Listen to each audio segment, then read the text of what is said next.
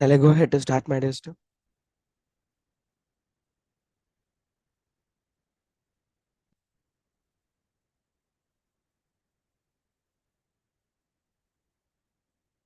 Can I go ahead to start? Coordinators, can you Yes, sir. please help? Yes, sir. Yes, please, sir. Yeah. So happy morning to one and all, who are going to join this extraordinary last minute revision, I should say. Kindly bear with my voice as I've got down with some throat infection and cold. So I'll try to manage with this decibel. And I'm sure if you want to have a rise, please rise in the volume from your side. My dear brothers and sisters, we are looking at the last minute strategy towards how to approach the indirect taxation paper. So I'm proposing the following revision strategy. What is that we have to do first? Sir, first and foremost, our responsibility is to cover the revision test paper, RTP, and the mock test paper. And I would insist three times revision. And revision, when I say, you have to first practice and then you have to revise it for twice. So that should be the strategy when you do the MTP and MTG mock test papers and revision test papers. Apart from that, the second biggest strategy you have to do is MCQs, mandatory practice,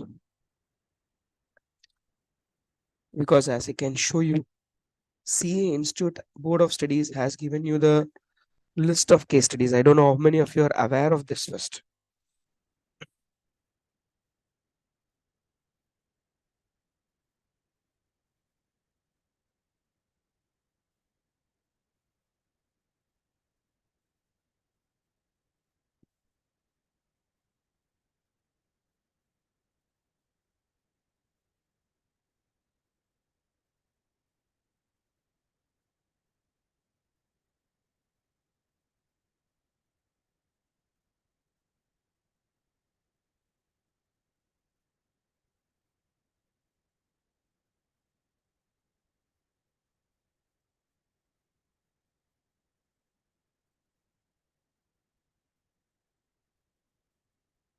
Not getting something right here.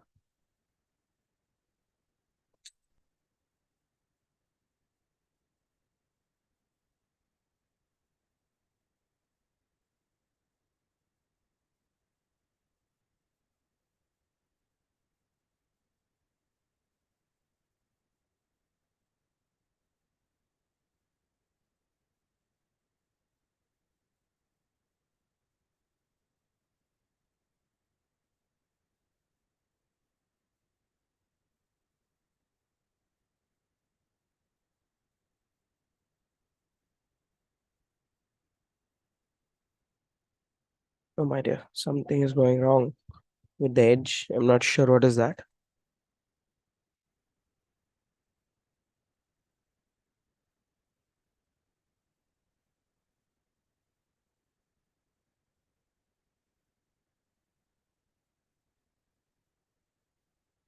Here we go. In this, what we offer, can you see MCQ case study scenarios booklet?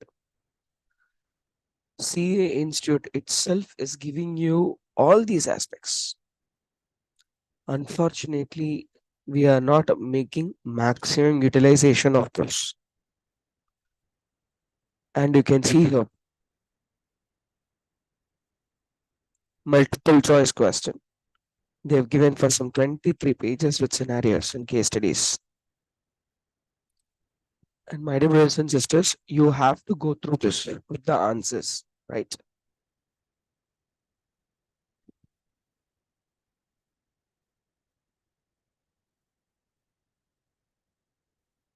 And you also have a case study digest here. Okay, that's been given only for the final. So this is mandatory for you. You have to actually, go through all these aspects and case study scenarios. Uh,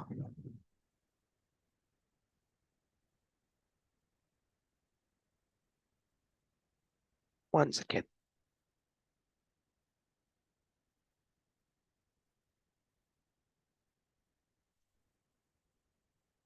I would suggest you to take out the case studies from past 4 5 RTPs and MCQs. That will be the best course of thing to happen. You can actually optimize it from there. So the booklet for November can the actually it's a revision capsule. What they give basically a revision capsule with MCQs and case studies. Here you can see here there's a build up of something and there is a questioning of something. This is the case they have given for both direct tax and indirect tax. And to the extent of non-amended portions, you can use this also. So why I'm exposing all these things are very simple. You should know where the source is before preparing this all. So this is source with ICAI. This is source with ICAI. And my dear, what private authors are doing? They are doing the control C, control V of this, and they are publishing the book. You should understand that. And this is with respect to these two areas. This two will give you what, sir? Sir, it will give you edge in introduction towards that 15 marks of one words. Mark my words. If you cover the RTP, MTP, and MCQ, I will not say 100% you will do, but 70 to 80% of the questions of the MCQs, you will be in a very good commandable position to answer. Problem is non-exposure, non-practice. Everybody is extraordinarily brilliant, but those who are able to practice, they are going to get it. Examination is all about delivery in 3 hours. So do that. So the next content, what you have to focus is statutory update.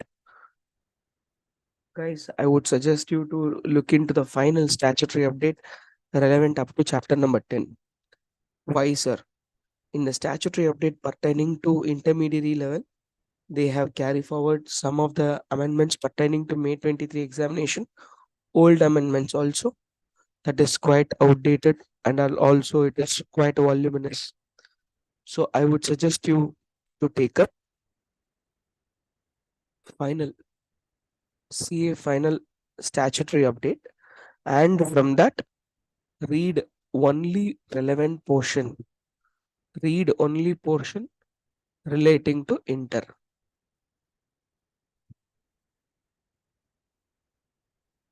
So that should be the strategy for you.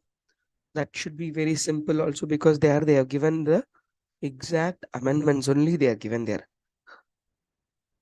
So that will be the validation how we have to proceed. The next one what you have to look into is value of supply. Guys, these three, if you have any doubts, we will take up those. If not, we will proceed with the individual chapter wise where we can get a question from. So out of 50 marks, what I can expect from? Definitely you can expect one question. Definitely you can expect one question from valuation for 5 marks. You can expect one question, from ITC for 5 marks for sure.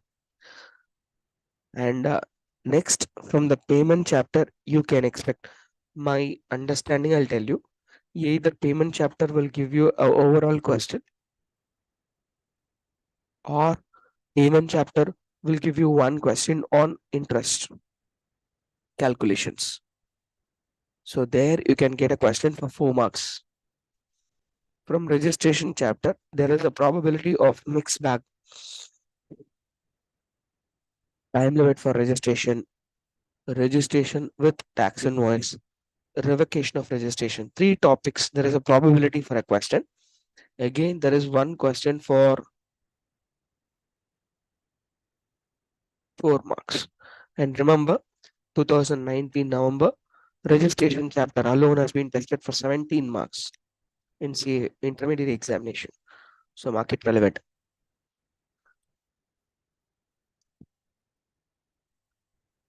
As far as return chapter is concerned, focus more on QRMP, GSTR 2A, GSTR 2B, and also I will add GSTR 3B and late fees. This should be your area of focus. And here you will have one question for 4 mark for sure. There is all probability this particular chapter.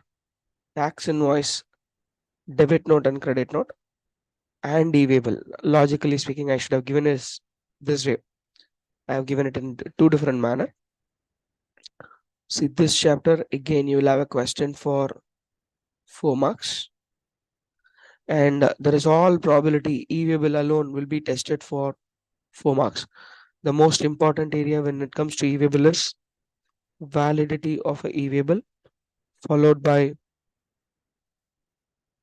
applicability of the e-waybill. Two important areas you will be maybe tested. Again, the weightage will be 4 marks. So roundabout, when we see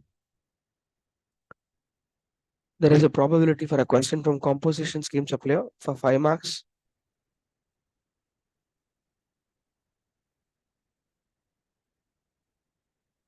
I would say you have to read composition scheme supplier even before uh, RCM.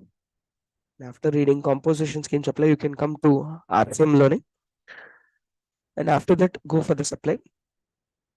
Keep exemption chapter for last. Okay, and in exemption chapter also, try to have selective topics to be covered. I'll share about those topics in the time to come. Guys, this should be the strategy. We have to go if this order is followed with only start being composition scheme supplier. I would say that you are doing a good justice to your own preparation. And remember, 100% revision a day before examination is not possible. So don't put that pressure on you. Take things as it is. I'm sure you guys are all preparing for 5-6 months. For sure, bare minimum. So you should have the confidence in you that whatever you are doing today will also be an examination preparation. Sir, I don't want to, think about the negative, but think about the worst. Even if the worst is coming, you should be in a position to write the exam. Majority of the time, a student loses the battle of examination in mind, not in the examination hall. Some student loses it in the mind even before entering the examination hall. Some students they lose it when they enter the examination hall with the thought process. They have not done revision of the chapters. This is the problem lies.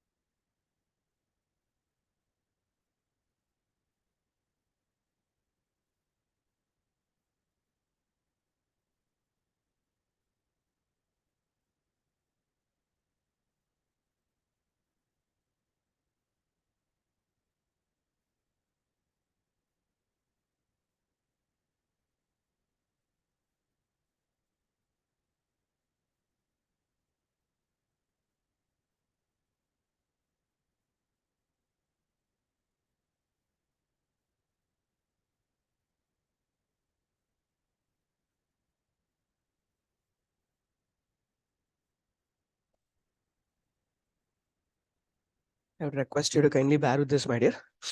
There'll be a slight deviation then and there. So now we are getting into the mainstream.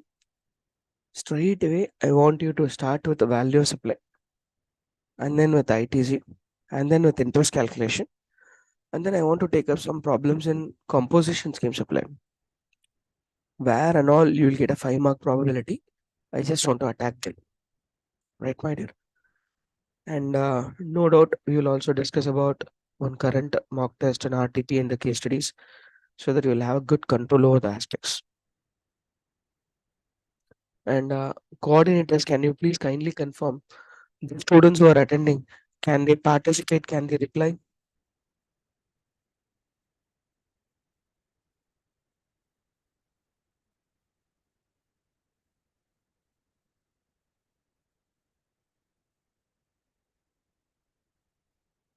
Hello.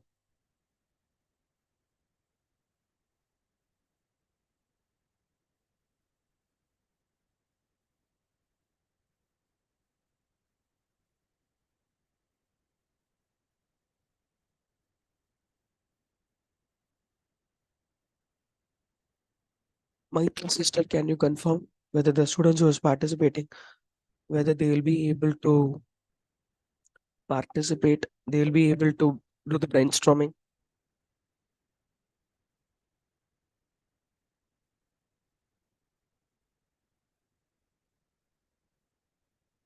My dear host,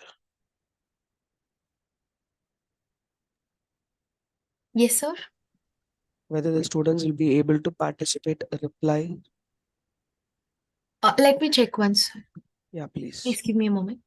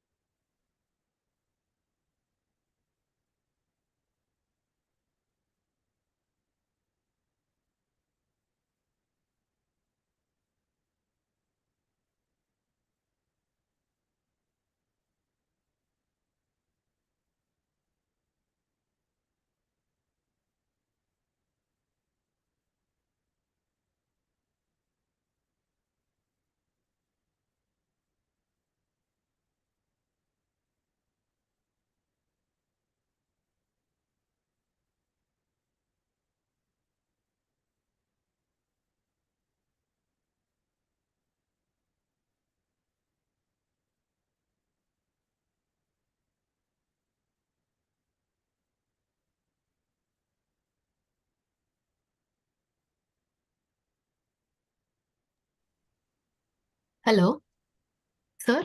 Yes, sister. Yes, sir. They can respond through live chat, sir. Live chat is activated. Live chat is activated. Okay. Right. So, guys, what I'm planning to do is let us start immediately the discussion on value of supply. I'm not going to take you the subject. Just going to give you the outline of it, and then define nuances in that particular chapter, and then we will solve 2 3 problems. Probably, I would say 4 problem will do justice for the time allotted, and then we'll go to ITC chapter. We will discuss something there. We will try to solve the problem. Same way, we'll go to the payment chapter. We will discuss and we will calculate and we will do some adjustments, especially when it comes to twofold aspects. There is a 5 mark question probability, and there is also a interest calculation 4 mark question probability. And after that, I will go to composition scheme supply, and after that, I will come to EV1. So this is the order.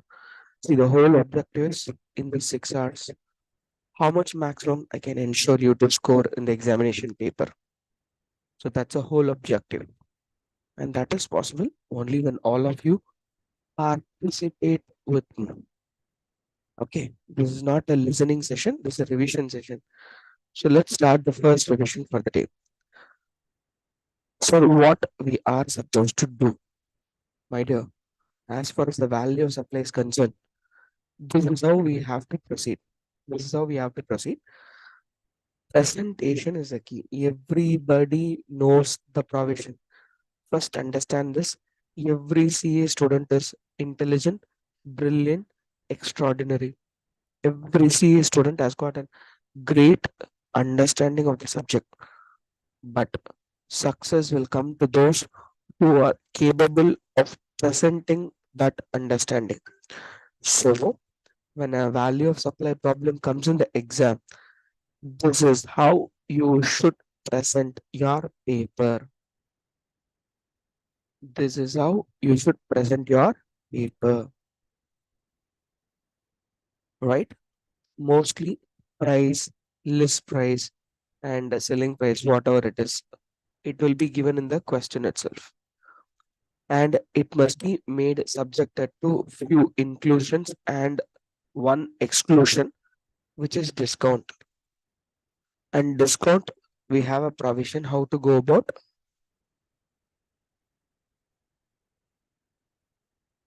Okay, I will take you through that provision also. First, inclusions. Let's have a quick look at the inclusions. All these inclusions are to be included only when an amount is recovered. When the amount is recovered, received, charged by the supplier to the recipient, or recipient has incurred as a cost to him, resulting in either income of the supplier or cost reduction to the supplier.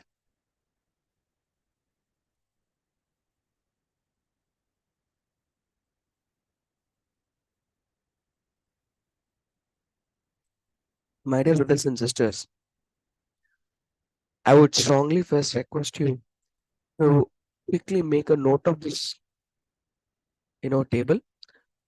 I'll give you exactly 3 minutes. First, write down this presentation table.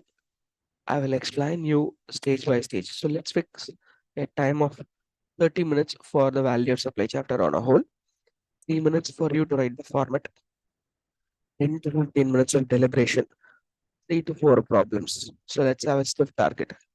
Go ahead, my dear. First, write the format, then I'll explain.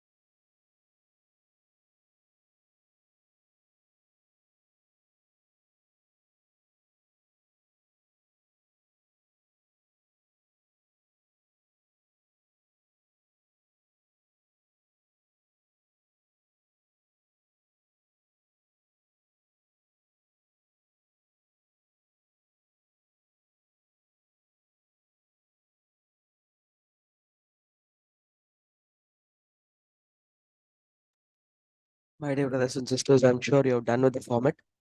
Now it's time for us to decode the format, each and every line item, right? First line item in inclusions. See, this price concept, I don't think there will be any tricky things for you. It will be a straightforward learning. The next one, what we have to discuss is inclusions. Taxes other than GST and TCS as per the Income Tax Act recovered from the recipient. Very importantly, my dear, whenever taxes are given, please ask whether it is GST or it is other than GST. Other than GST, this is under Income Tax Act. Others, this others will include like entertainment tax, luxury tax, octroi, state octroi or panchayat octroi, all those things, etc., etc., वगैरह वगैरह. Guys, please understand. Taxes collected being GST, it will not be included in the value. TCS under Income Tax Act 1962 should not be considered as a value. But all other taxes that should be included into the tax, only there are two probabilities which you have to look in other taxes. What is that, sir? Recovered, collected, charged, or not one, two, three. Meaning thereby I have not collected. Sir, if it is only recovered, collected, and charged, you need to include in the value.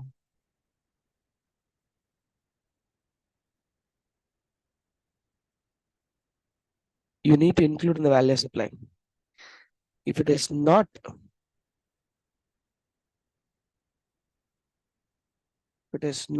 recovered, not collected, this is not to be included. Okay, sir, I will have a question. What is that? What if the question is silent?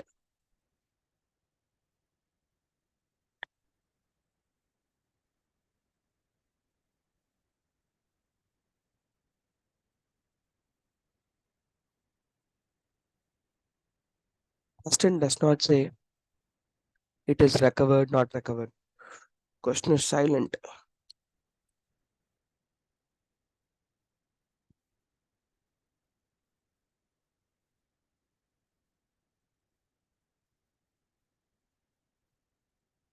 Tell me, my dear brothers and sisters, what will you do?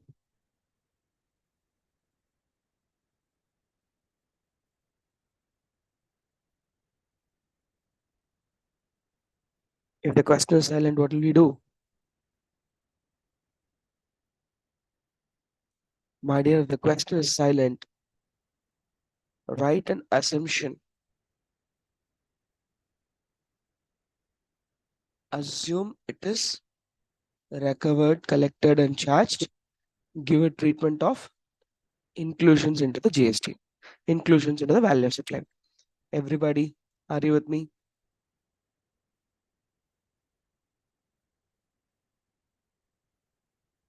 Guys, are you comfortable with the first discussion? So the entire discussion is on your screen for the first consideration. Quickly make a note of my dear.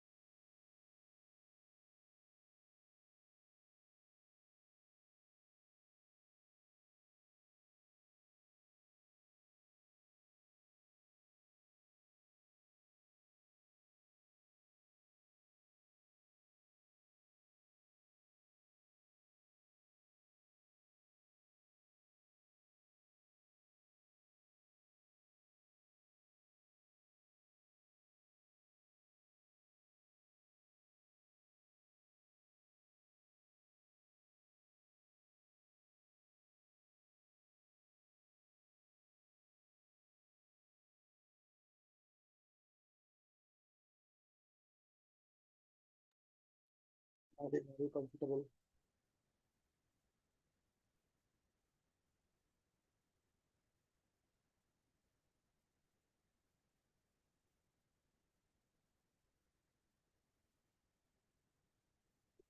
We will go for the next one in a very quick fashion. So addressing the taxes is very important. We have done it. So first adjustment is over. You are expected to write an appropriate working note whether it is to be included or not based on the recovery status. Right? Obligation of the supplier paid by the recipient. Sir, this is a recipient making the payment to the third party on behalf of the supplier. That is why we are adding back. So again, you have to include the same incidental expenses like freight charges and all those stuff, packing charges, design charges, engineering charges, making charges, testing charges, all those things need to be included, provided recovered. Interesting part is interest, late fees, and all those things. Please read the question carefully whether it has been waived or not waived. So please come to this below discussion, my dear. Look at this.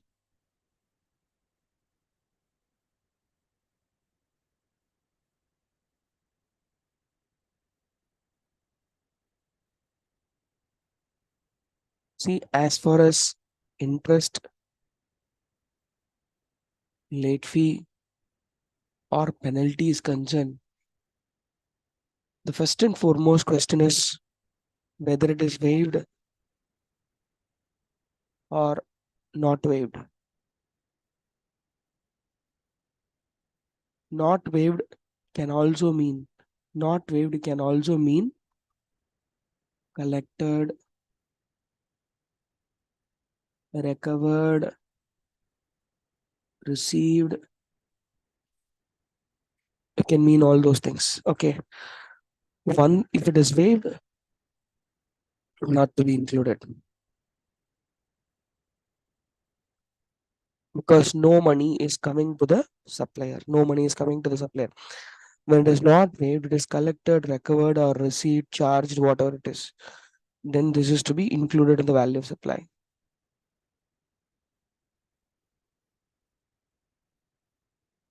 But how to include this? See, we decided to include, but how much to include? First one is include. Second one, how much to include?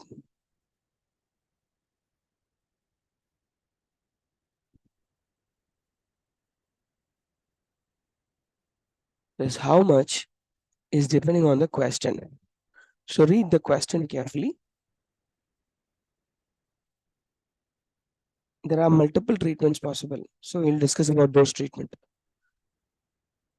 So question says it is treated as inclusive of tax. Our question explicitly says it is exclusive of tax. Or we should not forget the third probability. Question can also be silent. So if the question is silent, you should give the treatment of inclusive. Assume inclusive of tax. Assume inclusive of tax.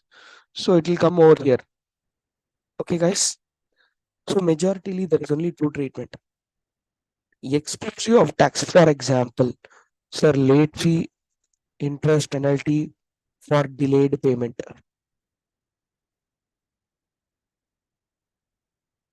or delayed consideration, whatever the name you want to call.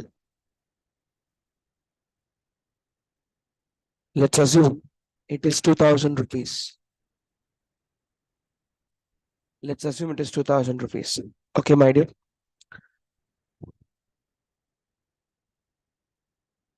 Please understand, if the question says exclusive, you should understand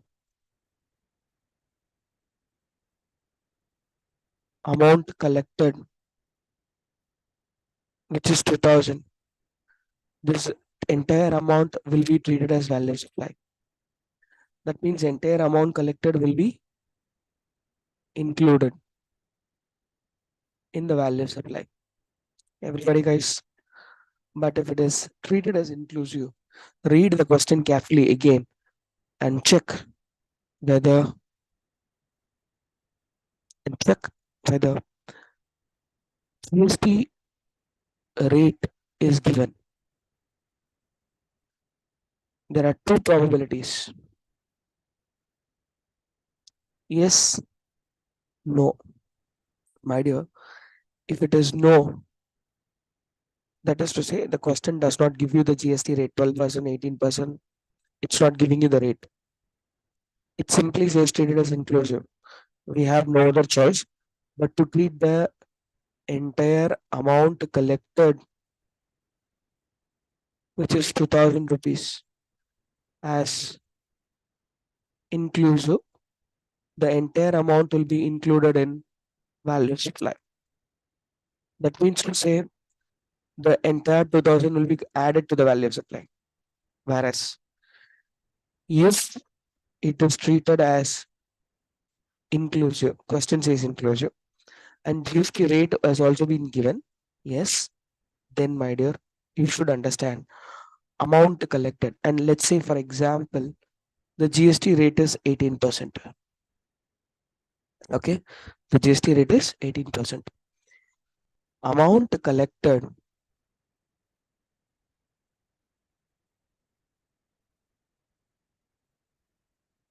which is 2000 rupees, this will be split into value of supply and GST payable.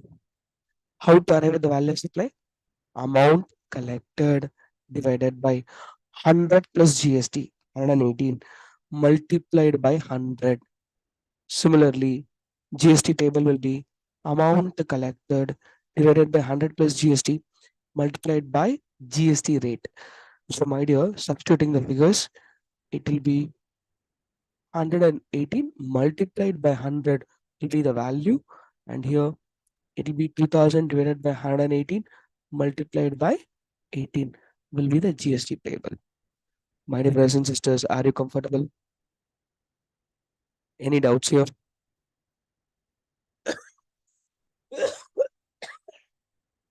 Any doubts here?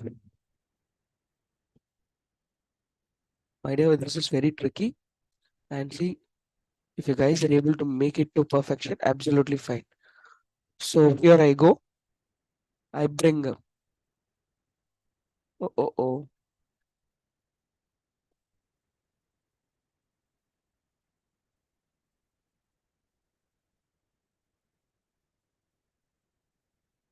Entire interest portion of discussion. I'm keeping it in one place for you guys to brainstorm. So quickly to recollect, interest late fee penalty, check whether it is waived or collected. If it is waived, there ends a matter. It is waived, there ends a matter. We understand this is not to be included. If it is waived, it is not to be included. And if it is not waived, then we have to include it in the value. How much include? It depends on the question. So in the question, if it is silent, we will treat it as inclusive of tax. And the other two treatments are inclusive vis-a-vis exclusive. Exclusive means full amount will be included. Inclusive means check whether the GST rate is given. If it is yes, it's going to be this way. If it is no, full amount is to be included. Everybody, my dear, make a note of it very quickly. Take 2 minutes.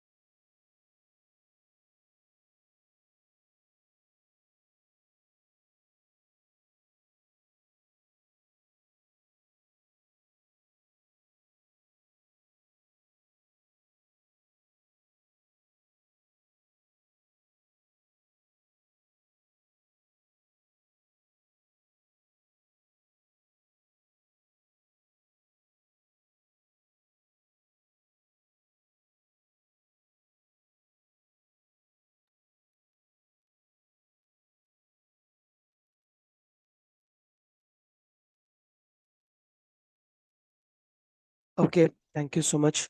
Guys, I'm not having the YouTube live chat with me. And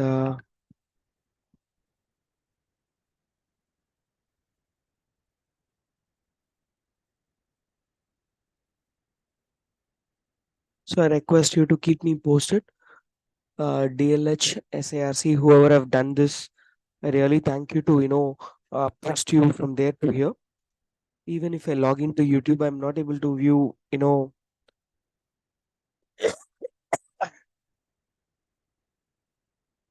how to, see this, but it does not matter for me. I'll proceed with the content, right? So the last learning here is subsidy. And of course, discount, we have to be mindful. We'll come back to the discount later. And my dear brothers and sisters, the next learning is subsidy received from other than government. So this is going to be a very, very interesting one. Why, sir? So let's go ahead with the learning, my dear. See, as far as the subsidy is concerned,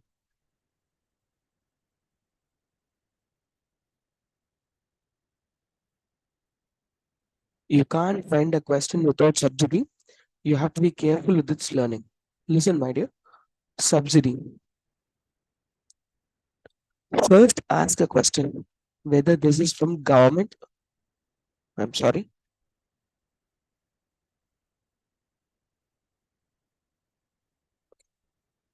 I'll take something fresh here.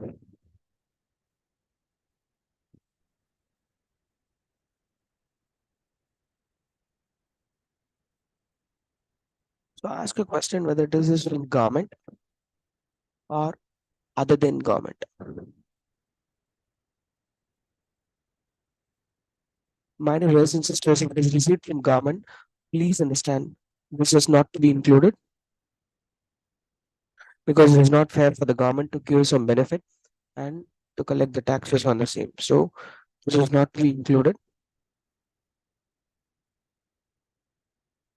When it comes to other than government, ask a question whether this is directly linked to the price.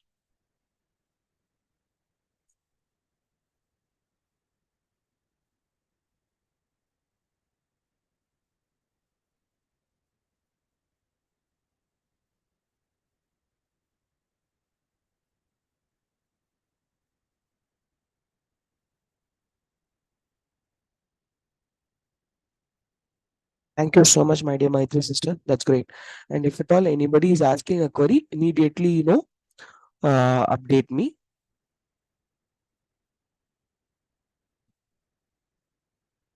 So there are two probabilities whether it is directly linked to this. Yes, no. What should be your understanding? Sir, if it is directly linked to the price, it is as good as AS12 revenue subsidy equivalent. Okay, treat it as a revenue subsidy. What will you do? You will add it to the revenue, right? We will credit to the P&L, right? So here it is to be included into the value.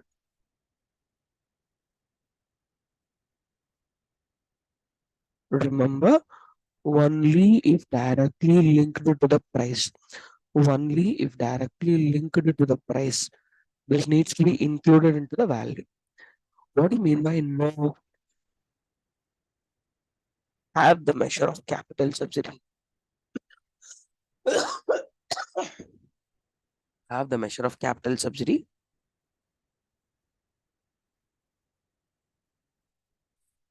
like capital subsidy. So in exam, you're not supposed to write it as revenue subsidy or capital subsidy law. Okay. In exam, you should write whether it is directly linked to the price or not directly linked to the price. If it is not directly linked to the price, it is like a capital subsidy. Then, my dear, this is to be taken to reserve. This is not to be included. Not to be included.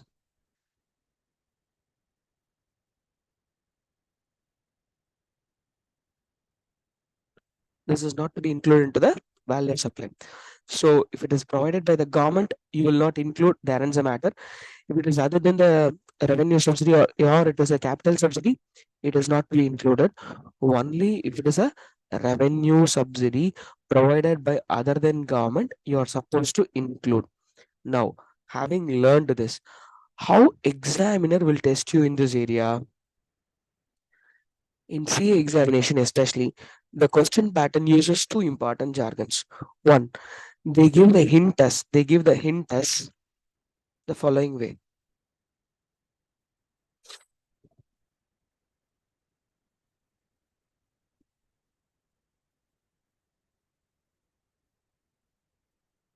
They give the hint in this way, my dear. What they do, sir? They use the word considered, adjusted.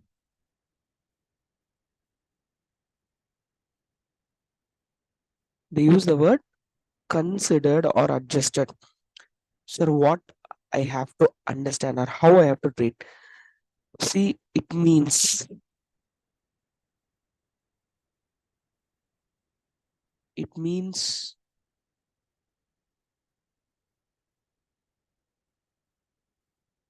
they have already they have already deducted or reduced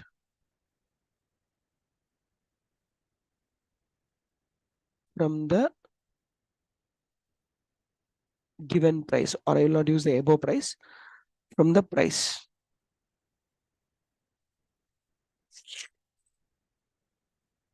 Whenever they use the word considered or adjusted, remember they have already deducted or reduced it from the price.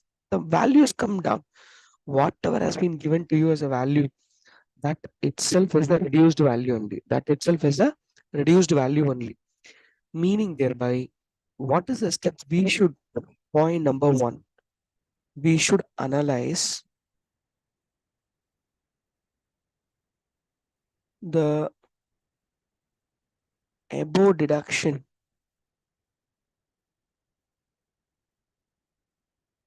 is correct or not correct. Two possibilities. Everybody, my dear. If it is correct treatment, ignore. You don't have to do anything. If it is wrong treatment, then you should add back. That's it, my dear. That's it. I repeat again.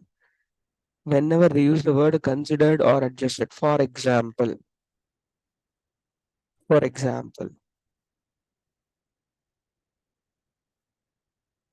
said subsidy from government considered, adjusted.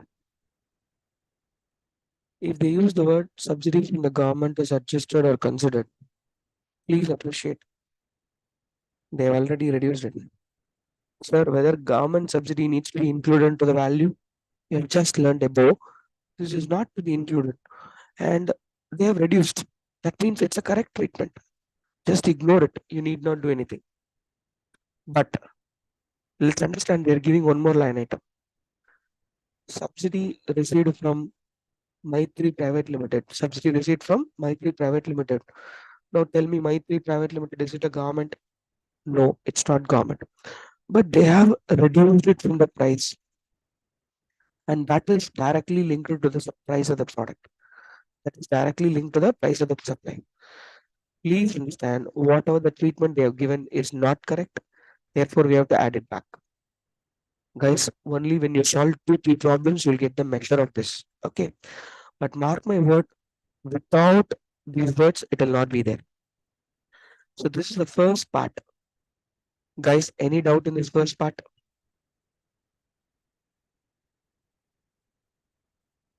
In the books, you will see only this. This will come out of practice. Only when you solve more problems, you'll get to have the measure of this. Guys, are you able to understand this? Any doubts here?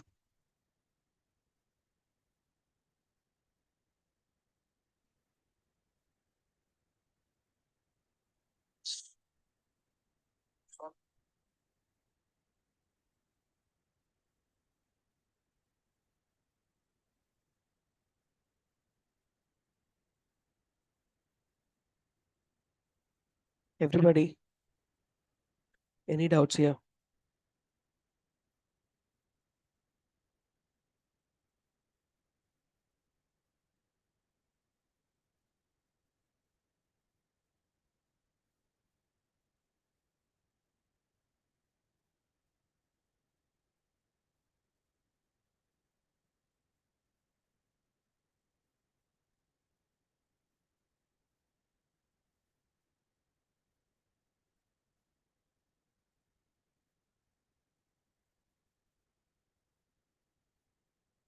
Right. What if the question says,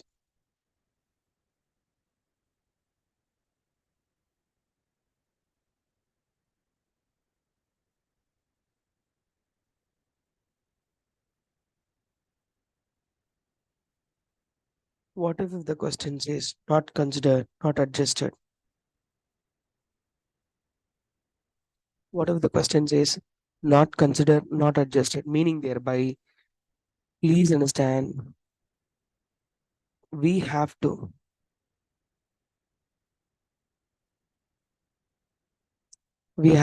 give appropriate treatment.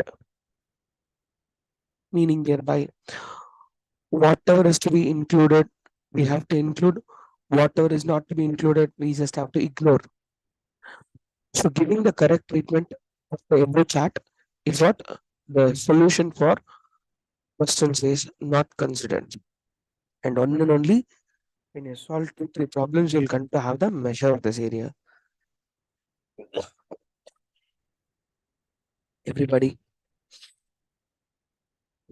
with this, all the aspects of inclusions are coming to an end.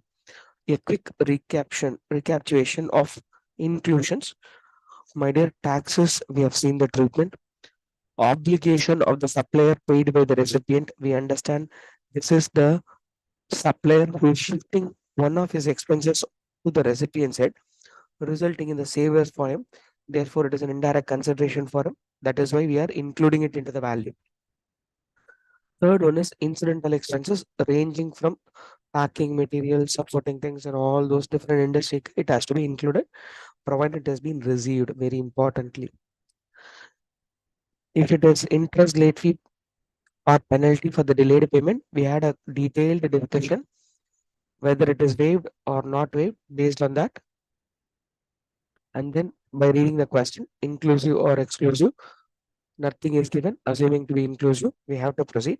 And then if it is inclusive or assumed to be inclusive, we have to check for the rate of tax. If the rate of tax is there, then if the rate of tax is there, we have to treat it as inclusive formula. If rate of tax is not given in the question, then we have to treat it as simply the entire value as the entire amount is value of supply. Then we have something called subsidy coming into picture. We just now had a detailed discussion on subsidy.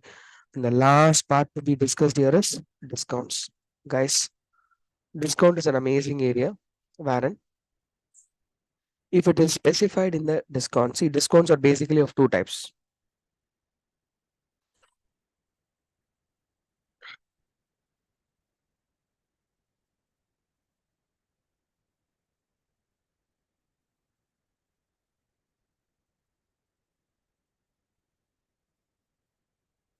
See, basically the discounts are of two types, my dear.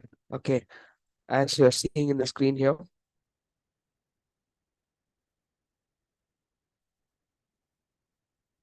if it is before the time of supply, just to check whether it has been specified in the invoice.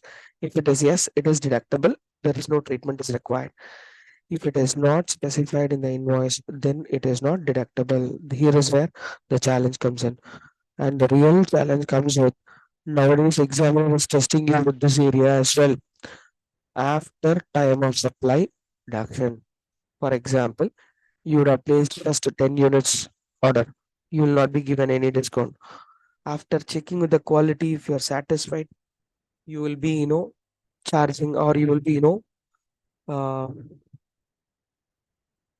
you will be placing a huge order. Let's say first you bought only 10 units, no discount was given, and later you placed an order for 1,000 units.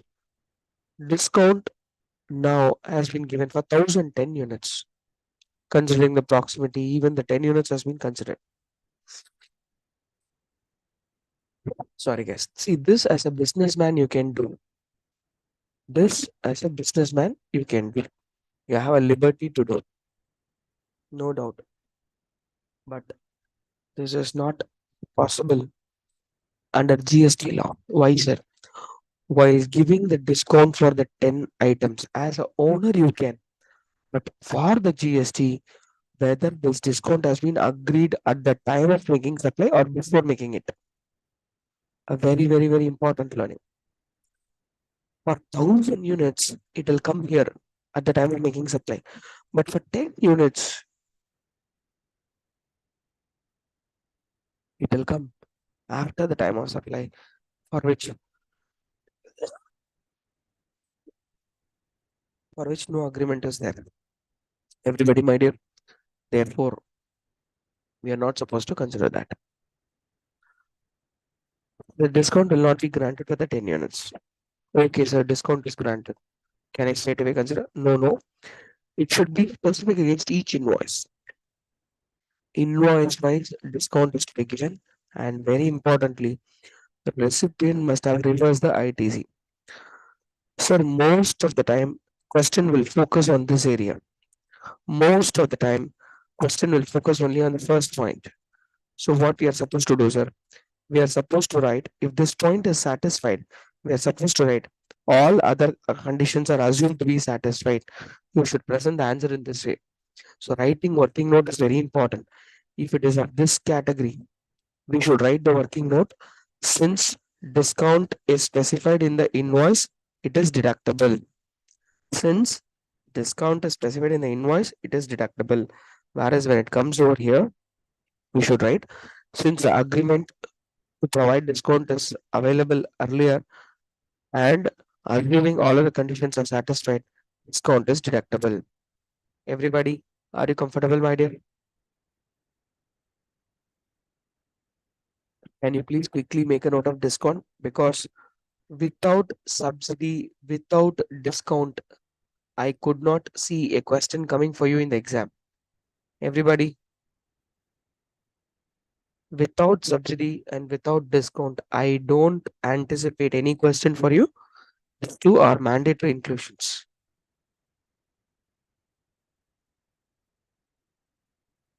Quickly make a note of this discount chart, my dear. 2 minutes for you.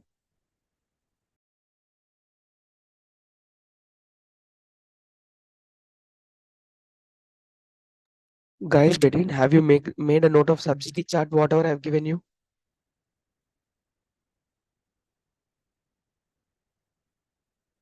Anyone wants to write the subsidy chart? If you have not written, do I have to display it again?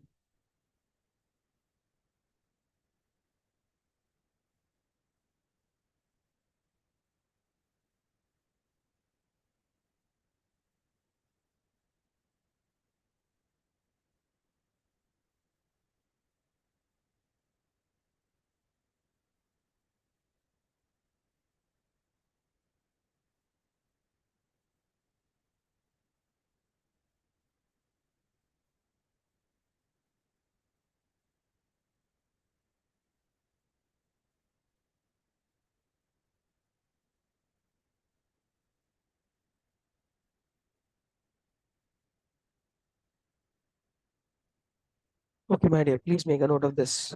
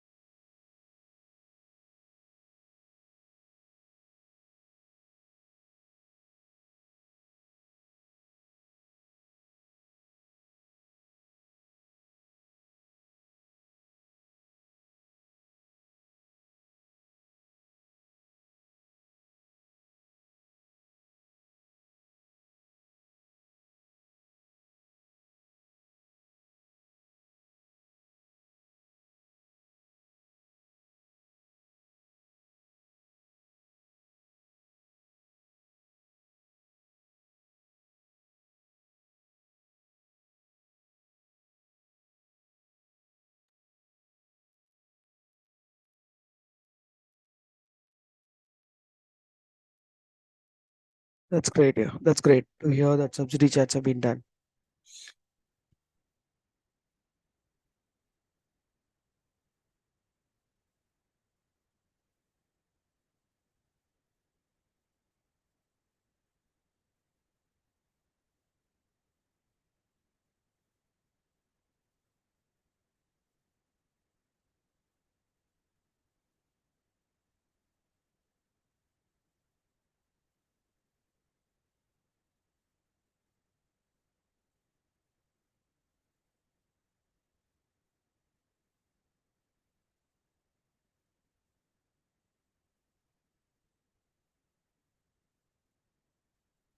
Everybody, I'm sure you're done with the mapping of exclusions shared to you. Now it's high time. Now it's a high time that we straight away get it engaged ourselves into examination problems. Right, my dear? So let's straight away get ourselves into examination problems.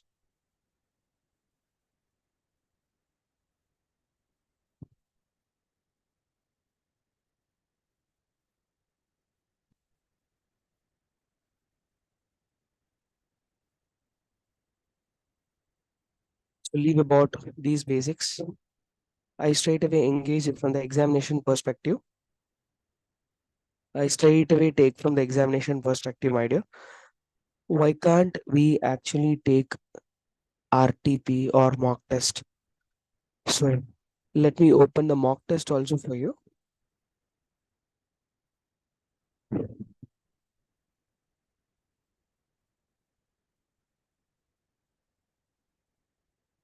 These are latest mock test papers.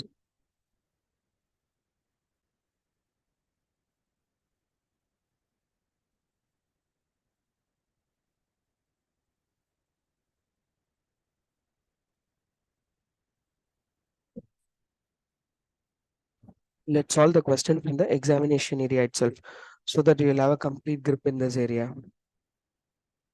So indirect taxation, 40 marks is the weightage. So 12 marks is going to be for division A MCQ out of the 30, which is 40% of 30 marks. Only when you get to solve these areas, you'll have a control. And then we have an overall problem coming up. And here we go.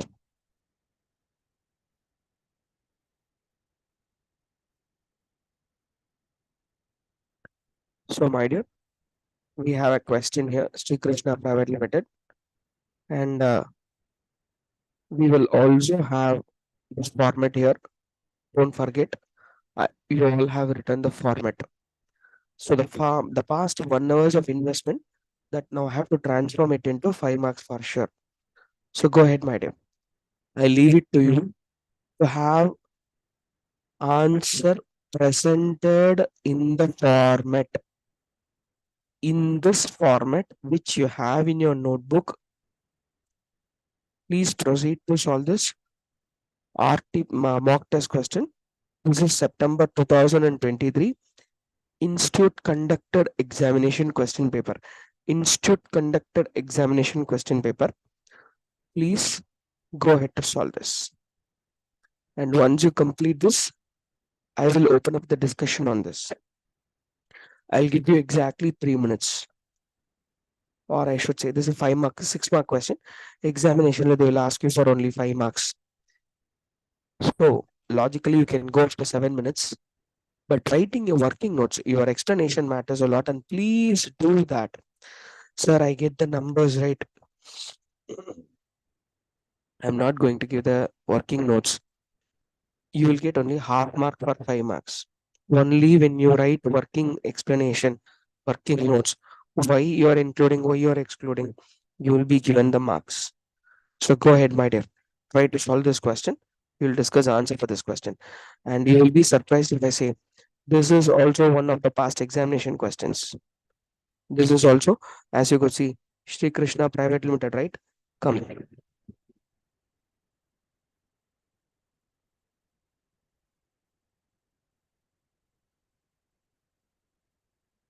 I have the collection. Look at this. Exactly the same question. Not even the numbers of test, not even the numbers have changed. If you could see, it has been tested in May 2018 IPCC main examination old syllabus. You can see the question as such. Everybody, guys? Yes. Go ahead to solve, my dear. Exactly ditto the same.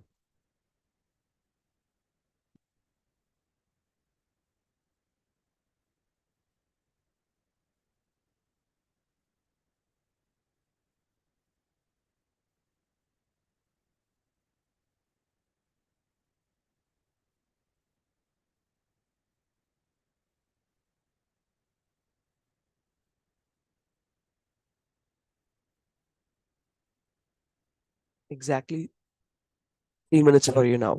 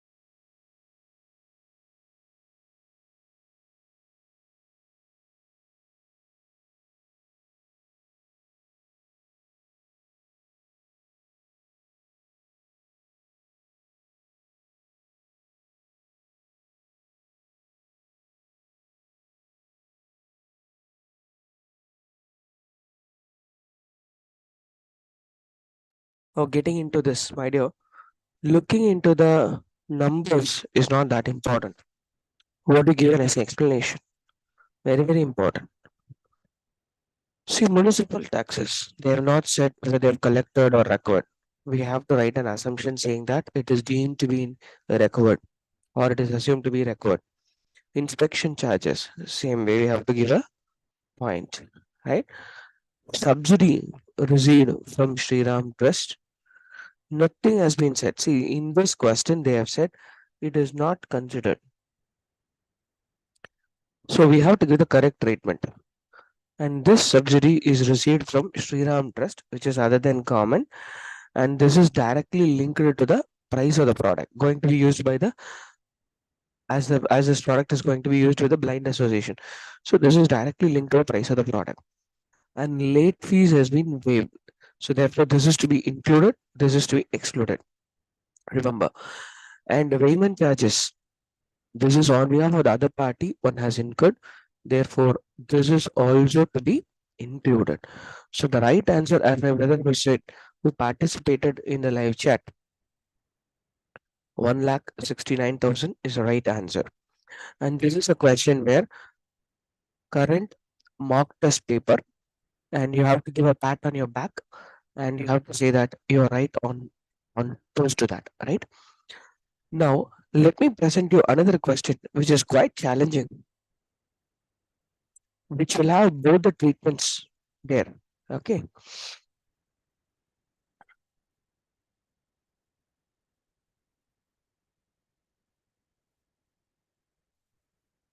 here we go.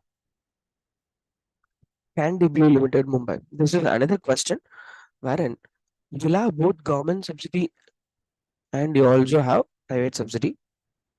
And apart from this, I want you to solve one problem for discounting basis, right? So this is the penultimate problem. And after that, we will solve only one problem. After this, we will solve only one problem, which is based on discount. Okay, my dear. So this is last question wherein all inclusions and exclusions will be discussed at one place. So you have incidental charges, you have taxes, you have penalties, and you have subsidies, you have everything here. So go ahead, madam. 5 minutes for you.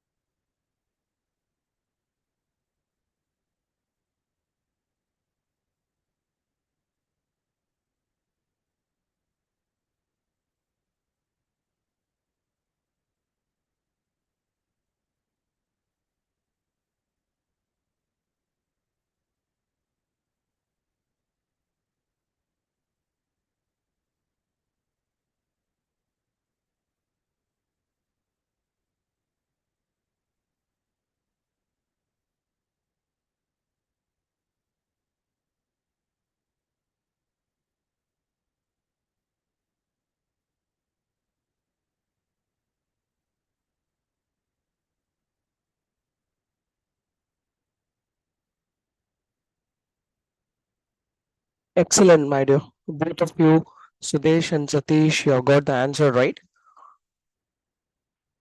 Even though I'm giving you the reference. Look at this. See, this is, I just want to insist.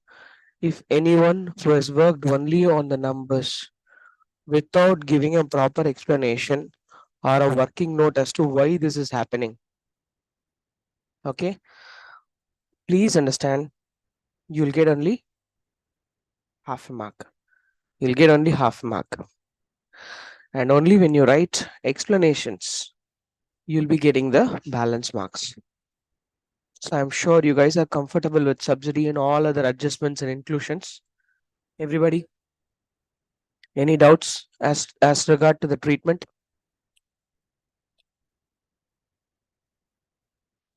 Since you guys are comfortable, let me proceed with the last problem here.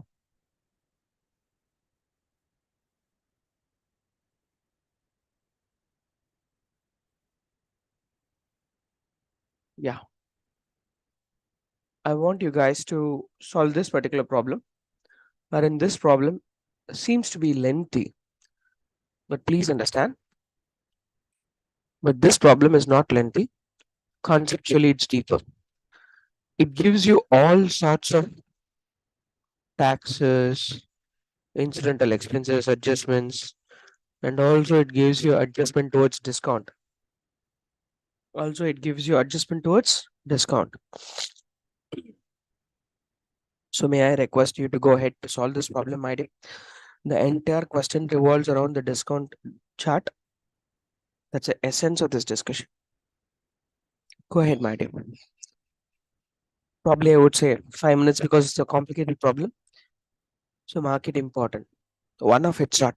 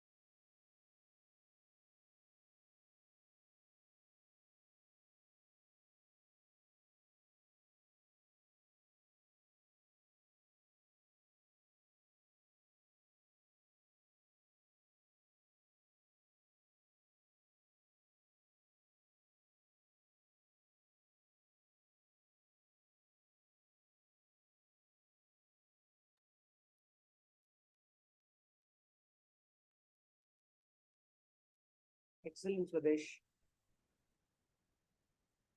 Excellent.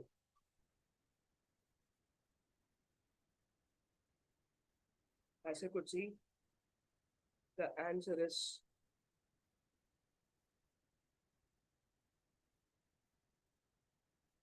2,15,000. And you can also see part B, which is the Kamal depot or Meta depot are not related and price is sole consideration.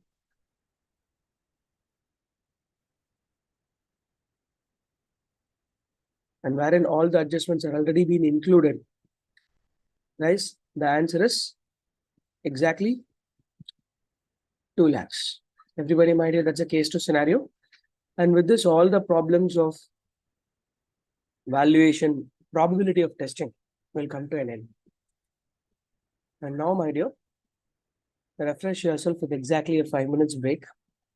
And after 5 minutes, I'm going to start the next priority area in our conceptual, target, which is basically ITC. Everybody, my dear, 5 minutes break for you.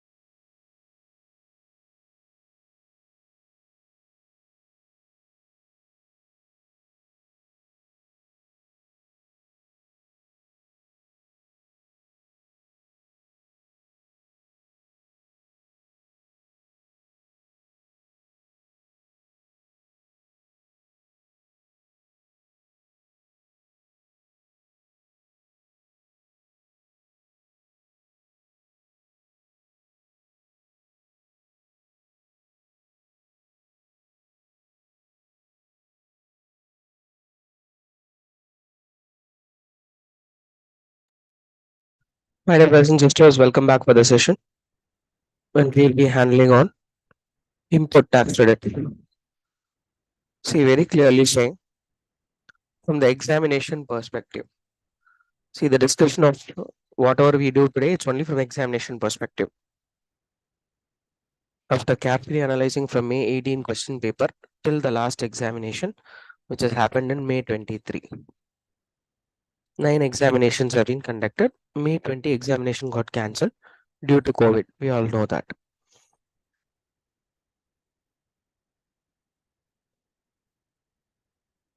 Now, my dear, what we have to understand is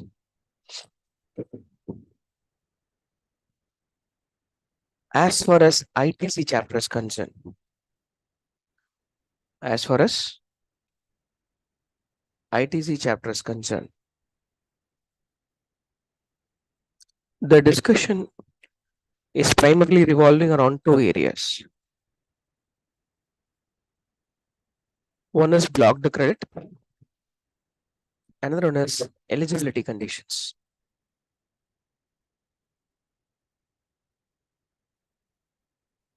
If you are able to knock down this two area with absolute clarity, you will be able to solve or score 5 marks in the examination. So fundamentally, what is blocked credit? Why it is very interesting?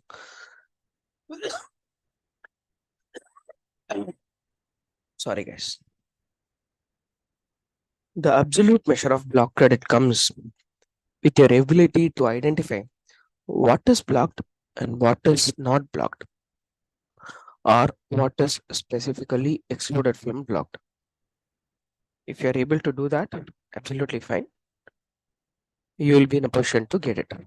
And this particular table will help you to get it. This particular table will help you to get it. Right, my dear? Let's focus more straight away on few aspects wherein you will be able to get a question. Goods, and see, your mindset should be you are a recipient when you read the ITC chapter, and that too you're a businessman. Your intention to purchase is to make profit by way of resale. Understand that. So if you work on this mindset, this chapter will be easy for you. First one, purchase from composition scheme supplier. Guys, whenever we purchase from composition scheme supplier, I understand we will not actually pay any tax. So even if you erroneously pay the tax, it is blocked and it will become ineligible. Goods used for personal consumption, blocked and ineligible. Sometimes they will give you a question like sweets and savories given to the employees, snacks given to the employees, like this and all. They will tell you, okay, don't consider that and all. Sweets and snacks and all, savories and all, beverages and all. It will all amount to personal consumption. Sometimes they will directly give you director's personal consumption or employee's personal consumption. It will all be ineligible for a simple reason. Personal consumption does not amount to business.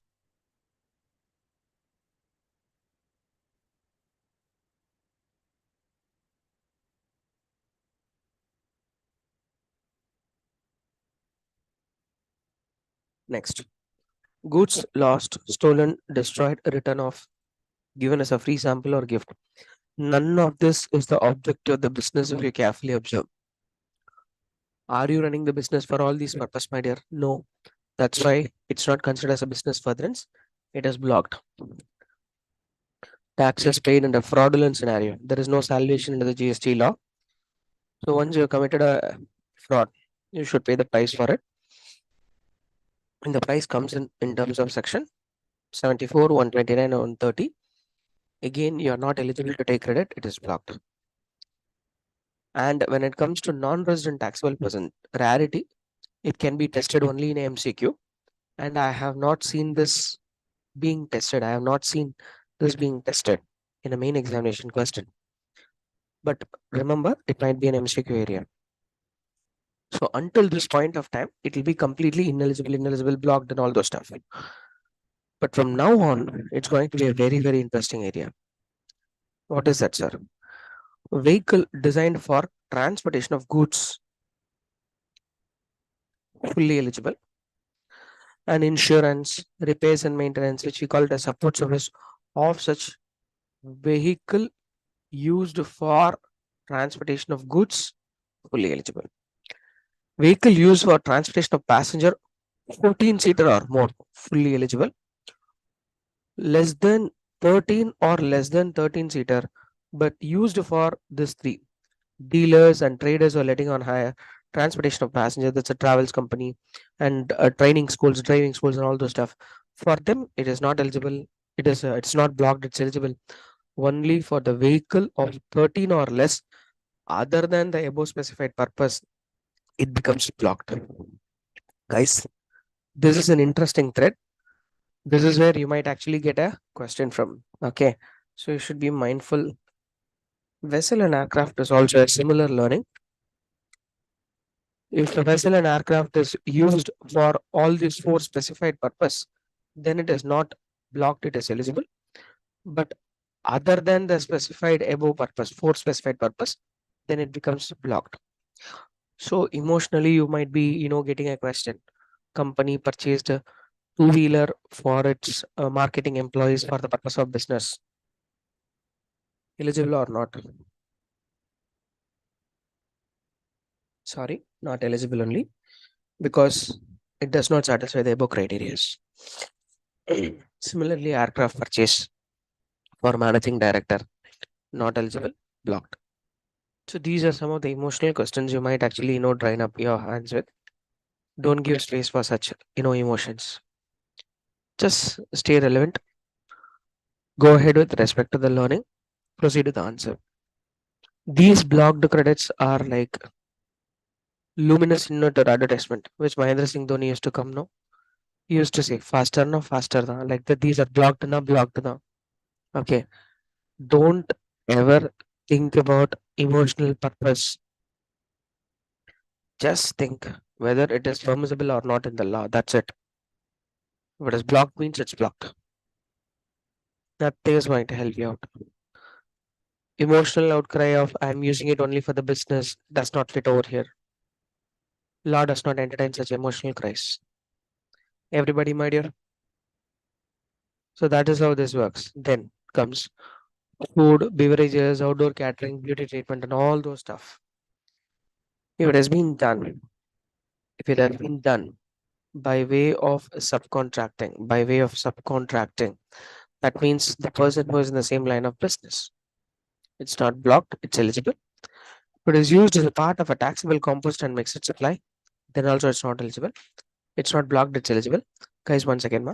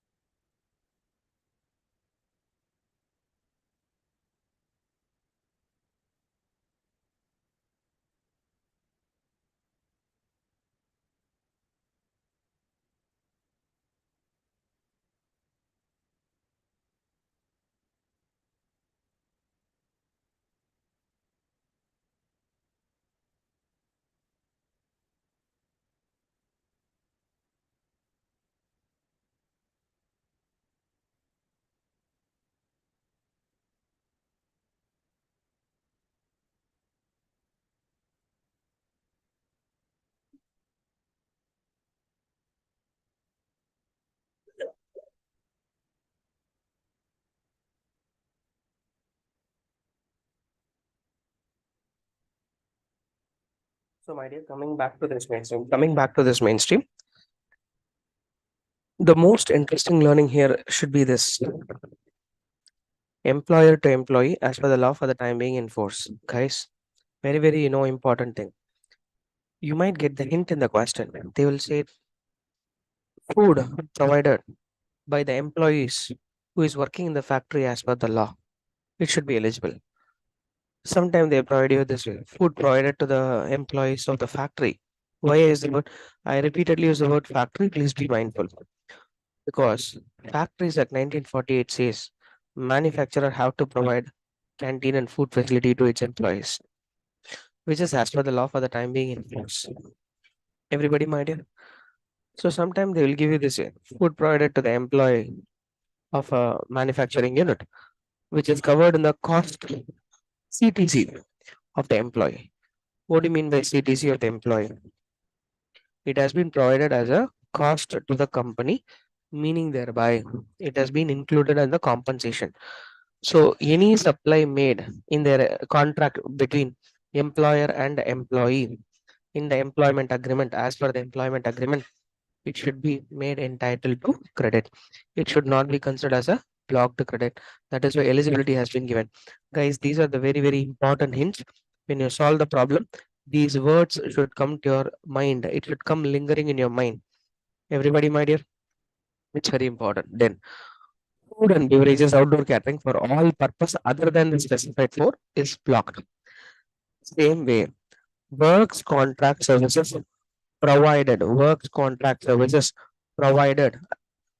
the person who is working in the same line of business, then it is not blocked, it is eligible. But similarly, works contract provided or construction provided for construction of a immovable property other than plant and machinery is blocked, becomes ineligible. If the same is used for construction or a plant and machinery, then it is eligible. So, plant and machinery, okay, immovable property, which is basically a plant and machinery, and capitalized to this extent, it is eligible. If not, it is blocked. Guys, similarly, please remember if it is going to be a construction of a factory, it is ineligible. Construction of a staff quarters, ineligible. Construction of MD's house, ineligible. These are all some area where they will test you emotionally. Construction of office building, ineligible. Land and building, whatever you do, it becomes ineligible. Only immovable property which will get eligibility is plant and machinery. And plant and machinery is like apparatus, equipments, and all those stuff. It cannot include land and building, telecommunication lines, that is mobile towers which has been installed, and pipelines laid outside the factory should not be considered. Please have it back of mind. Barring that, it's going to be a cakewalk for you. So that's it when it comes to eligible or ineligible category. That's blocked or other than the blocked. Now, with this learning, I'm going to present you with eligible or ineligible criteria. I'm going to present you with eligible or ineligible criteria. Right, my dear?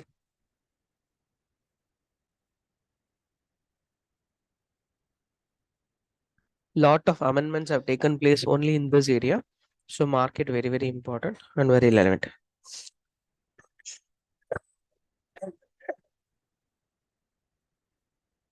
My dear brothers and sisters, do you require a time to quickly, make a note of this? Of course, I will not suggest you to make a note. Quickly, can you brainstorm this for 2 minutes? Logged.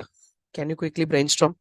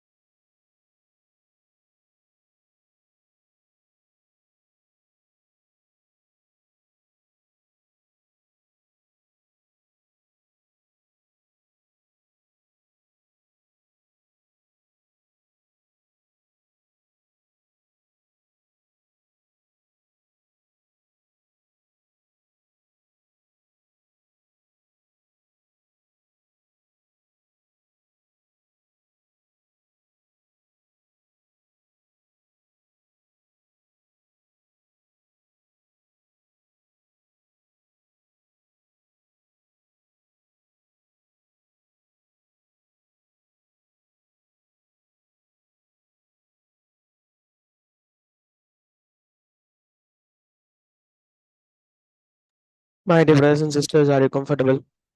So now it's time for us to quickly get to the conditions area. My dear, condition says what is eligible? What is eligible is other than blocked, and such is also eligible only when it is used or intended to be used for a business purpose, and the said amount is credited to the electronic credit ledger. This is a very interesting ploy. Sir, when amount will get credited in the electronic credit ledger? Shall we have a look at this, my dear? See, supplier has to file GSTR1. This GSTR1 will auto-populate to the recipient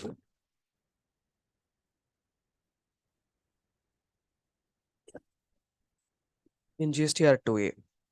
And using artificial intelligence, GSTR2A will be classified into GSTR2B further.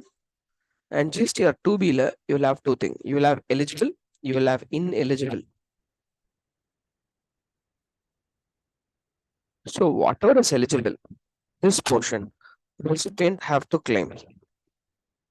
The registered recipient have to claim in GSTR 3B. My dear, whatever has been claimed in GSTR 3B, only this will go and sit in the electronic credit ledger. And this claim in 3B is subject to one star. What is that, sir?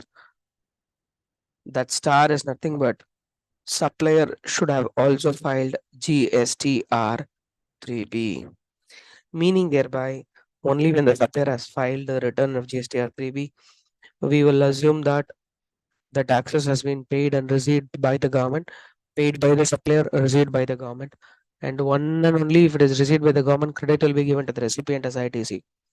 This is what some this is the inherent learning you should possess. And if you are only comfortable with this flow, you can discuss further. This one line item, the said amount shall be credited in the electronic ledger means this entire flow should be complied. This entire flow should be complied with it. If there is any deviation happens in this entire flow, my dear brothers and sisters, I'm sorry, credit will not be entitled to. Credit will not be entitled to. Everybody, my dear, are you with me?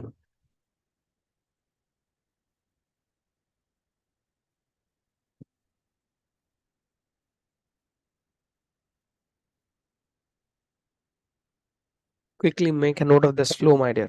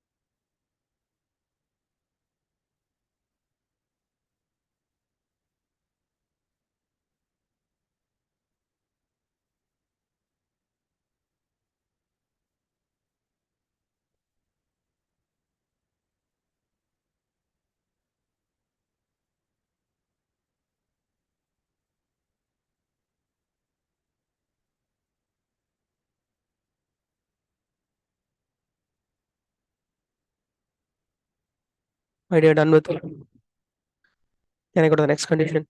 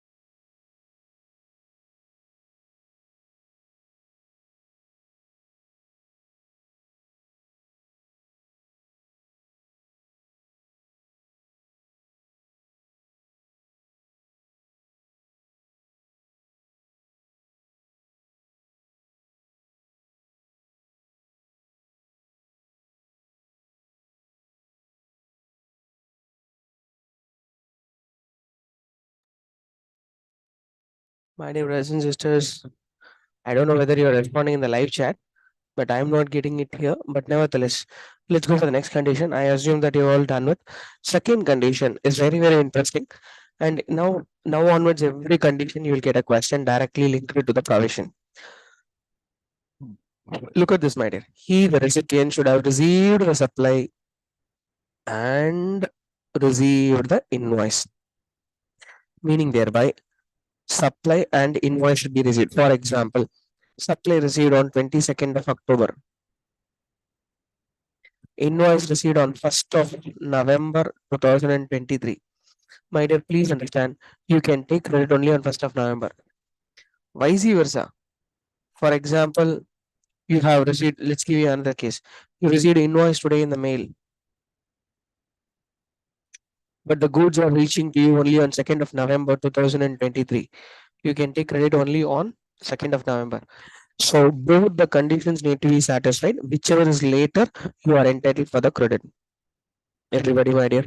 And also, you have to understand, received means what, sir?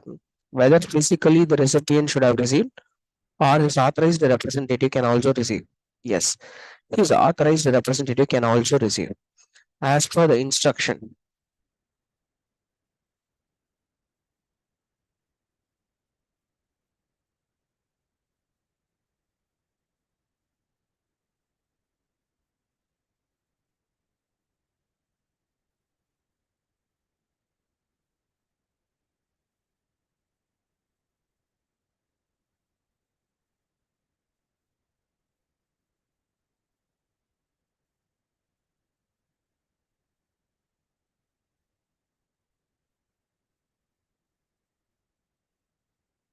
so now, my dear, have a look at this here.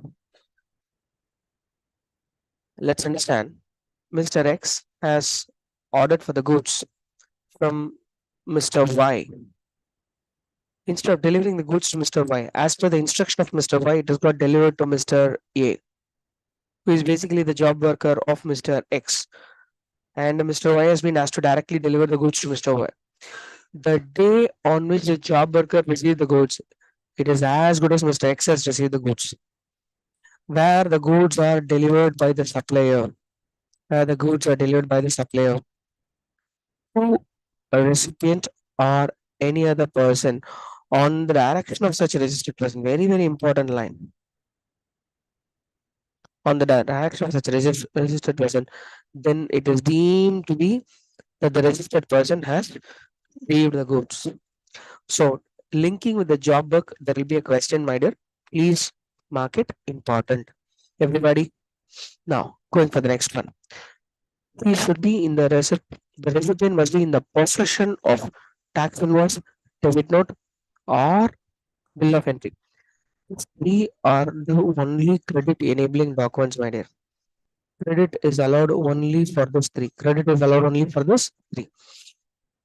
No other cases like credit will be allowed. No other document will be enabling you the credit. These three documents must be possessed. Sir, for example, tax invoice. How tax invoice should be? Law says tax invoice means it should contain all the particulars. It should contain all the particulars. Only if it contains all the particulars, credit will be given.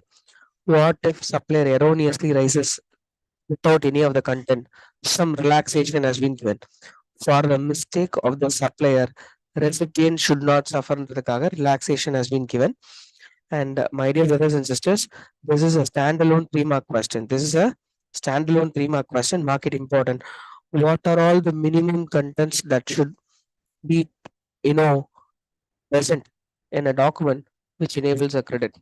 GST of the supplier and recipient, description of the goods, total value, amount of tax charge. In case of interstate supply, place of supply is mandatory. If this five information is there, it's more than sufficient. It is more than sufficient that you can avail the credit.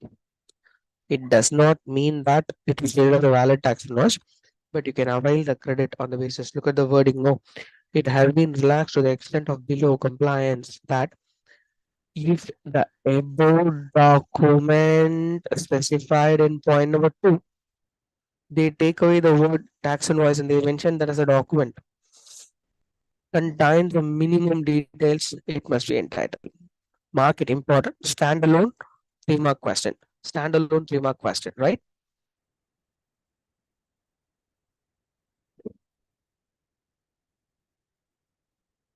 And then, so first 2 conditions and criteria is over. Third one, he, the recipient, has received a valid tax return. He has received a valid tax return, meaning thereby recipient should have filed the GST R3B. Recipient,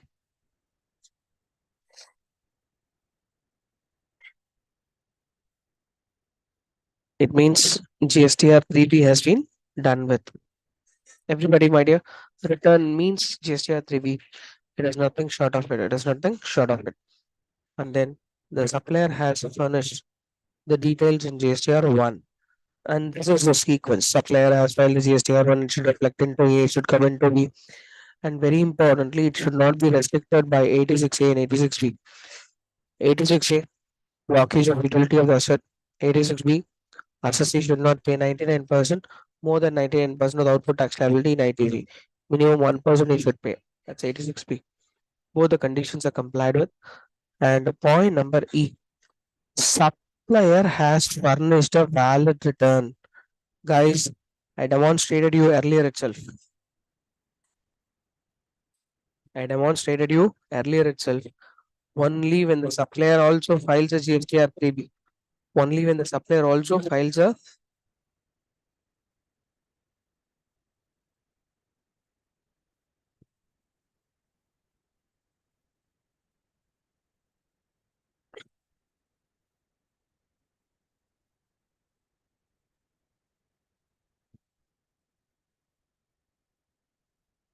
only when the supplier also files a 3B, credit should be allowed. But there is a small relaxation given by the law here. There is a small relaxation given by the law here. As you could see here, there is note 2. There is note 2 with a valid return. What is that, sir? Apo, is there any relaxation for the 3B to be filed by the supplier? Answer is yes.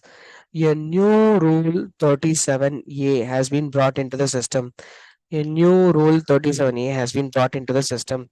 Sir, what does this says? My dear brothers and sisters, this says with the following understanding. This says with the following understanding. I want all of you to try to visualize. Okay. See, supplier files GSTR1 or invoice furnishing facility, but he is not filing GSTR 3B. Eventually, this gets transferred to 2A. Then from there, 2B. From there, GSTR 3B. He will claim. From there, electronic credit ledger.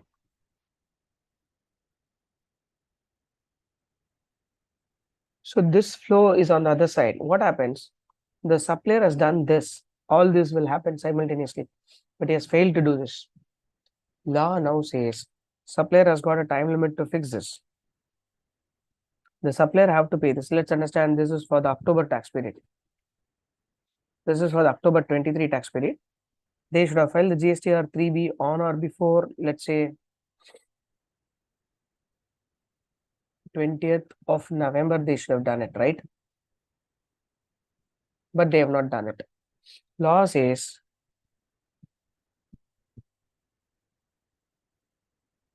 that is what I am taking, my dear brothers and sisters. This is the latest amendment I am taking you about. Earlier, if 3B is not filed, earlier when the 3B is not filed, this credit should not be entitled. Recipient should reverse immediately. That is to say, by November 20th, if the supplier fails to file the 3B, recipient should immediately reverse this in the tax period of November. He should immediately reverse it.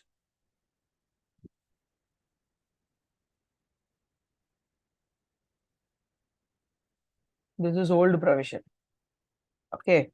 Now, what does the new provision says? New provision gives a time limit for both.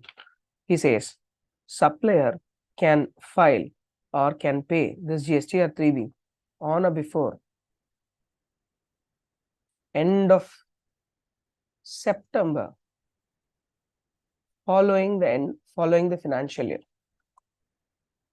Following the end of financial year. That is to say, on or before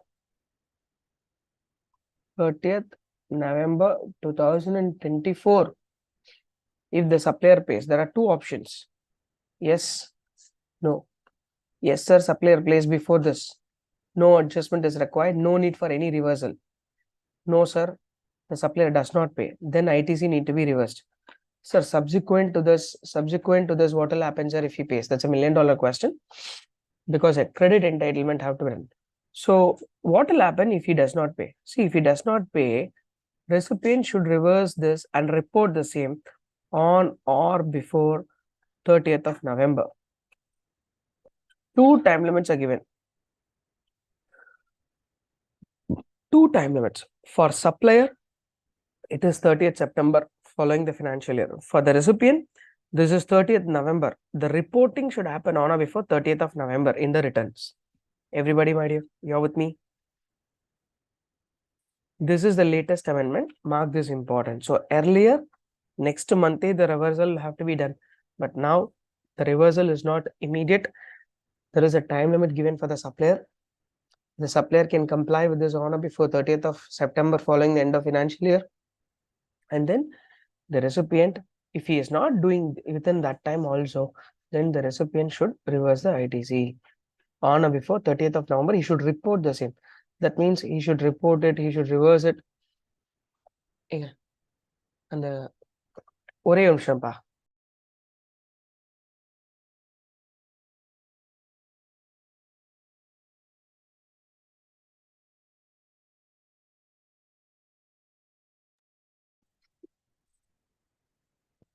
Everybody, my dear, you are with me?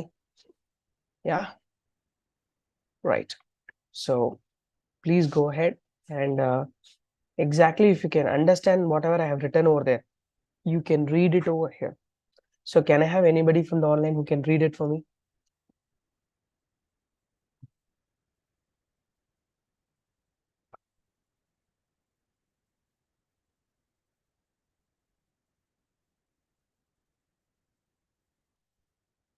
Or I would insist, Rule 37A is the latest amendment. Why can't you please make a note of this provision, my dear? Please make a note of this provision.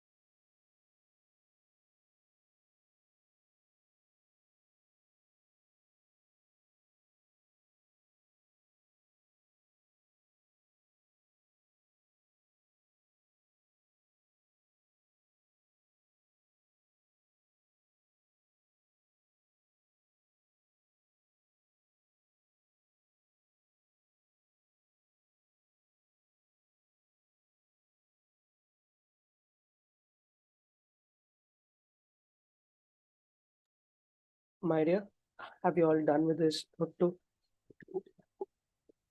Are you comfortable with this latest amendment?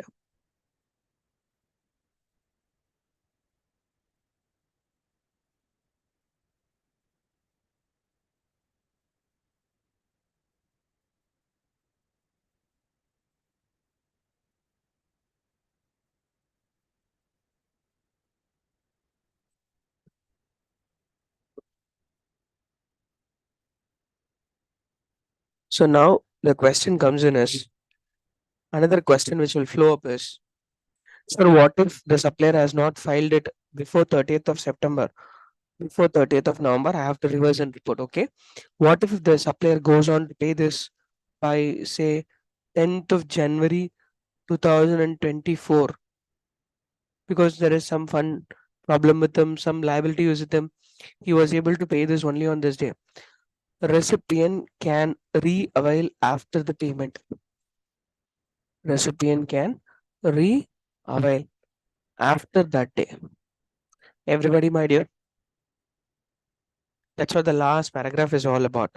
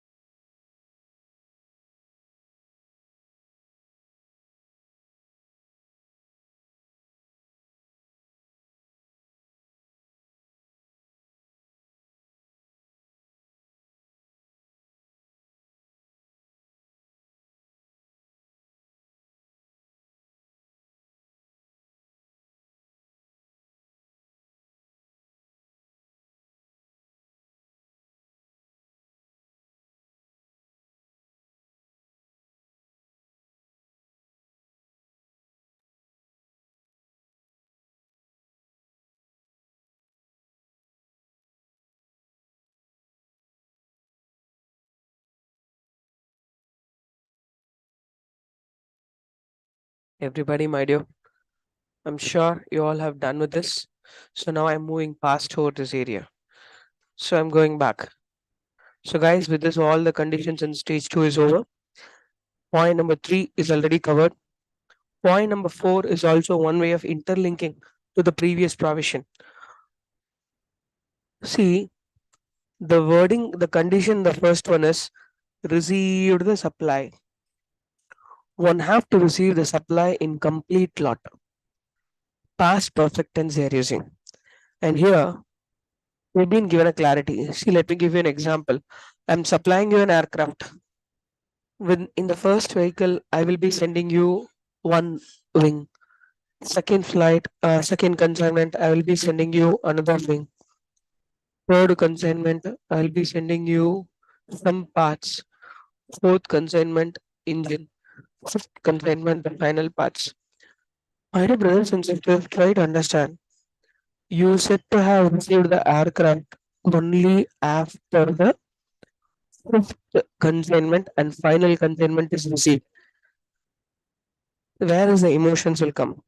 Sir, let's understand one aircraft cost is 50 crores. One aircraft cost is 50 crores. Just for example sake, I'm saying, okay, I have received four parts. Four parts I have received. And till the four parts, the value is 45 lakh, 45 crores. So can I take the credit to the extent of 45 crores? Sorry, no, you can't take credit. Only after receiving the last 5 crore worth parts, you said to have received the aircraft. I'm sure you'll be able to understand this under example. So when goods are received in lots, so you will be getting the questions. They will say that out of 5 installments, second installment only received, third installment only received, fourth installment only received. Sorry, credit is not allowed. Only when the final installment is received, credit is receivable, right? And point number 5, again an examination testing area, they will say Mr. X has claimed depreciation on the tax component as per the ITF. The depreciation in the tax component or credit of the tax component are mutually exclusive transactions. You will not have, or you cannot have more like that sort. Okay, everybody, my dear. So it's a mutually exclusive treatment. So in the tax component, if depreciation is claimed, no ITC will be allowed. And if ITC is claimed, no depreciation will be allowed. So you have to be careful. And when it comes to next point, that's a maximum time limit within which one have to report the credit. A registered person shall not be allowed to take. So to take means you should understand the flow. You should understand the flow what we have discussed here. You can take the credit only by filing the 3B. So on or before 30th November, you have to file the 3B. That's the last time limit. Or actual date of filing annual return, whichever is earlier. Assuming 30th November, only you're going to, is going to be the due date, whichever is earlier. Okay, my dear. Imagine.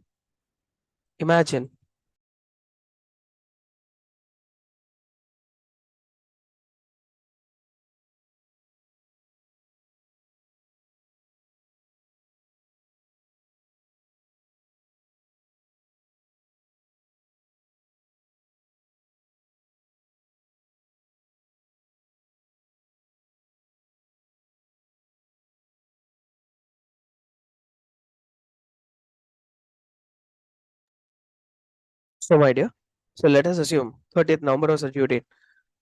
By 30th November, you are supposed to take. That means you can take only 3B.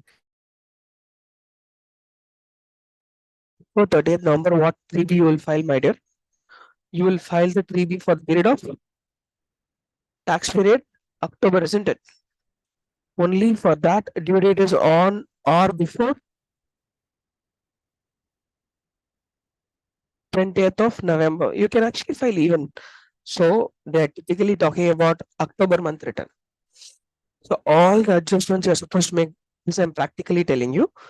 For examination, you have to write this provision, and you should understand. Taking ITC means filing 3B. So the last 3B should be filed for the relevant year, should be on or before this particular day. Only then you can take the credit. Everybody, my dear.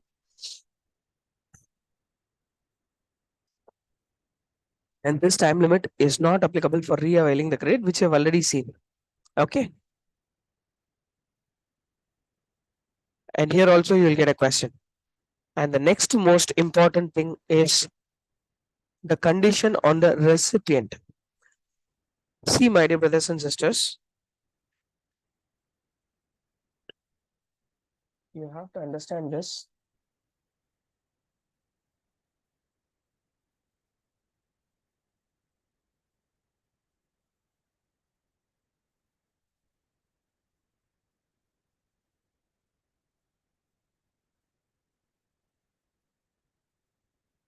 See, you need to understand this, my dear.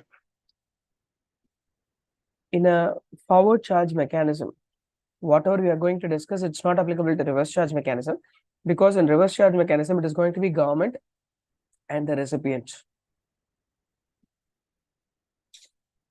So the recipient will have to pay to the government. RCM, no. So he has to pay using the cash. Government after receipt of cash.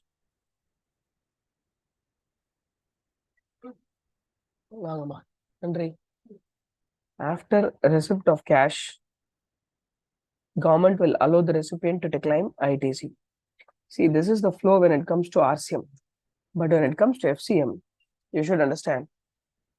Government is there, it's a beneficiary. Supplier is there, and recipient is there. B2B basically. Okay. Supplier is liable to pay to the government on the basis of time of supply. Whenever the liability is attracted, subsequent to that, the next due date, supplier is liable to pay. Everybody, my dear, whereas you should understand. Government, sir, how this will happen? This will happen by way of filing GSTR1 and by filing GSTR3B. And we saw the condition, what if the supplier is not filing the GSTR3B impact? And this is between supplier and government in a forward charge mechanism. But how about the recipient, sir? My dear, the recipient have to pay the supplier within 180 days.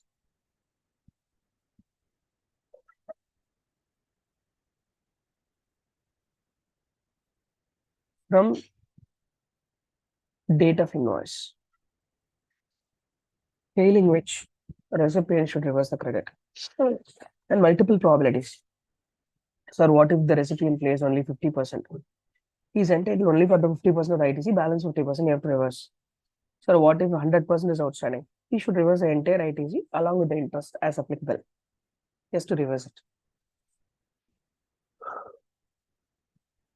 The $1 million question goes down here is, sir, subsequently, can the recipient take the credit? Yes.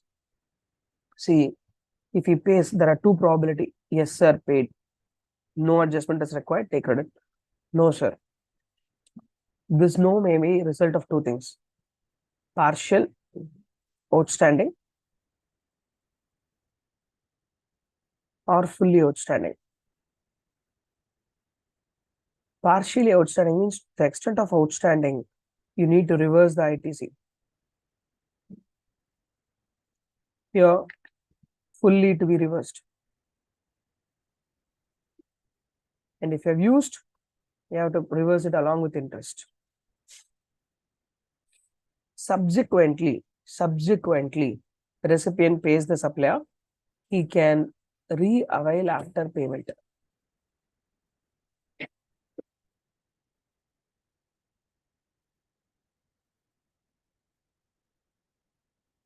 This entire provision, whatever we discuss, this is not applicable to RCM, this is applicable only to FCM. Everybody, my dear.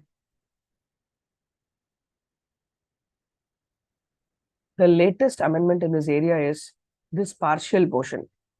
Previously, there is no clarity. Now we are getting into this partial portion as well.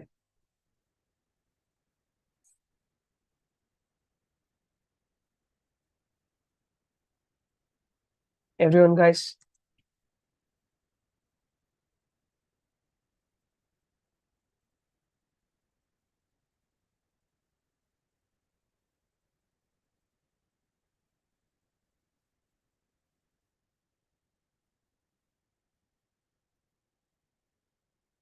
Guys, we will have our break between 9:30 a.m. to 10 a.m. Let's complete this area. Okay, we are on the verge of completing the conditions. If you are able to do this, we will be completing 10 marks for the examination in 3 hours. That's a great achievement. And only by solving 2 problems, you can able to, get into the grip. Guys, are you comfortable? And that's what this provision is all about.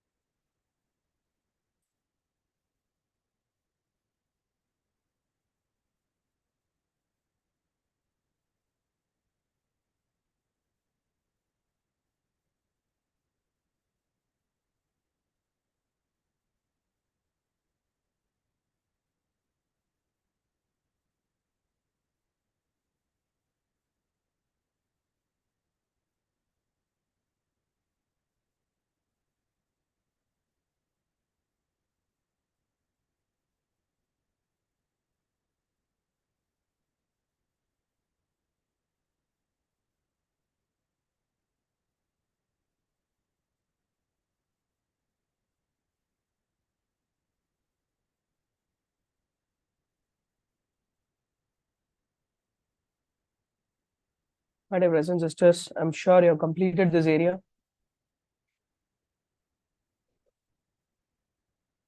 Shall we start solving two problems, my dear? I don't want to solve much of problems. Just two problems is more than sufficient for the entire ITC chapter from the examination perspective.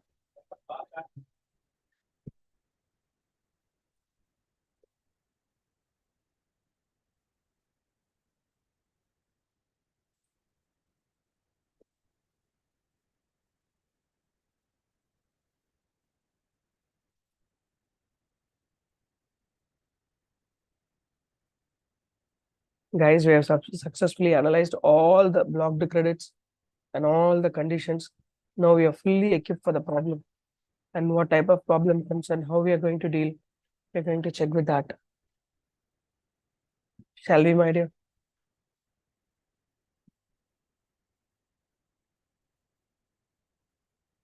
Probably 9:30. We might take 9:35 because two problems, 5 minutes each. And I insist you have to practice and complete. Only then we can ensure marks with us. Okay. Here we go.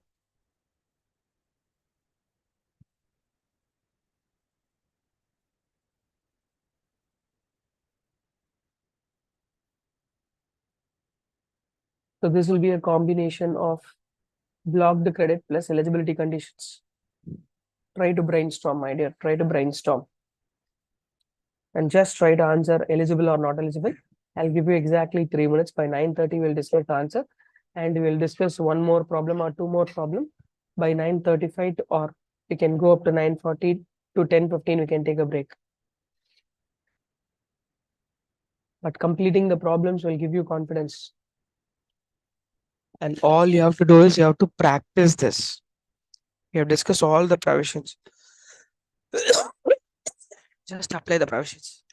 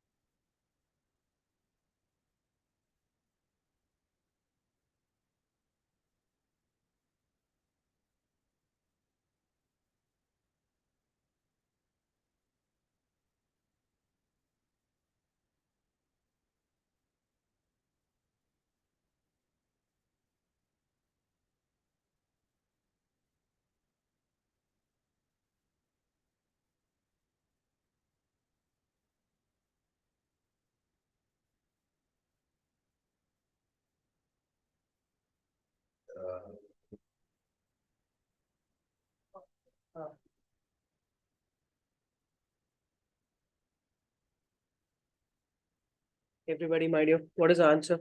Is anyone giving the answer here? It's been 3 minutes. My dear brothers and sisters, can someone give me the answer?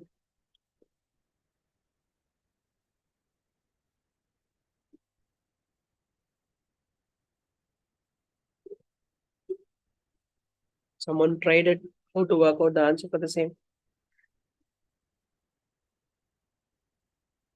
Okay. My dear brothers and sisters, look at the way. There are two options is posted, wherein I will go with the option number 2. I'll go with option number 2. Option number 1 is conservative approach. Okay, I don't reckon option number 1 because food and beverages of the employees working in the factory. And the question has never said whether it is as per the law for the time being enforced or whether it is a part of the CTC. Nothing has been said. If anything of that sort is said, I would have gone with option number 1. Similarly, membership of the employees. There is nothing said whether it is provided as a part of obligation under any law. Therefore, I will take nil in both the cases. And as you could see, input received in 5 lots, out of which 1 lot is received during the month. Only third lot is received during the month. So, my dear, unless something is received in full, see the marks you will get only in working note references. Sir, I am getting the number right. I am getting the 4,70,000 right. You will be given half a mark. Remaining marks you will get only in the working note. Sir, working note, do I have to give sectional references because you have given sectional references? No, my dear. Ignore this and write as per the provisions of GST law. More than sufficient. I don't want you guys to give this and all. Okay. As long as you give me the correct provision, absolutely fine. So please write as per the provisions of the GST law. My dear brothers and sisters, are you with me? Comfortable? So can we try one more last problem? Yeah.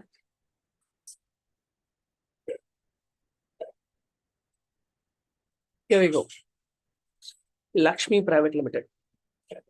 This is May 2019 IPCC examination question. You can try this. I'll give you 3 minutes. We will discuss the answer in 2 minutes. And by 9:40, we'll take a break. Sharia?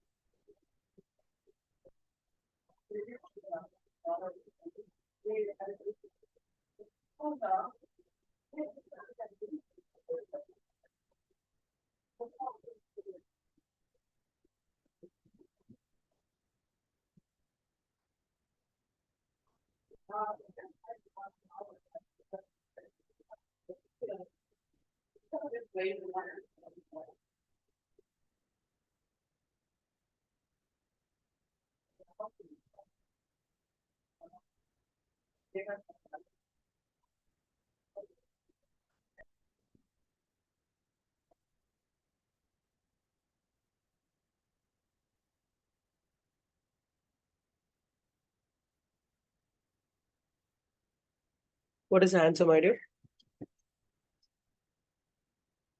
Can you see the blend of questions at the highest level coming? It's been the testing only in blocked credit and only in conditions. And these two questions are handpicked because it is a beautiful blend and it demonstrates everything.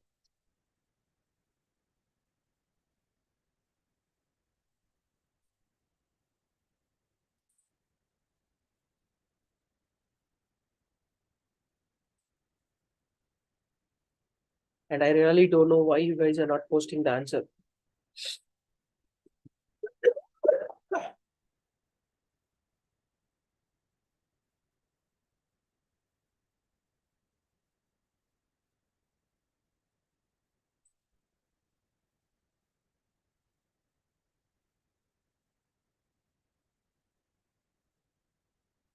Everybody.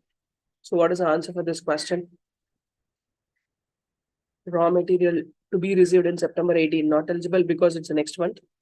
Membership, I go with option 1 here, not eligible. Okay, I'll go with option number 1. I'll not go with option number 2 here. The option number 2 have to be eradicated. Okay. And out of 5 installments, third installments received, not eligible. Trucks used for transportation eligible. Capital goods, out of 3 items, 2 items invoice is missing. So when the invoice is missing, it will not be allowed. Only to the extent of available invoices it should be allowed. Confectionaries, it's a personal consumption. As I told you, sweets, confectionaries now look forward. It should be assumed as personal consumption. And the resultant is, answer is 1,10,000. Answer is 1,10,000. Everybody, my dear. one student posted answer 170. My dear, you would have posted 170 because you would have considered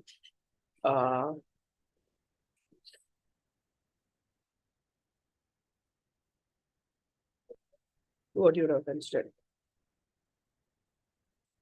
Where is this 60 coming from? Might be a total mistake. Just have a look at it.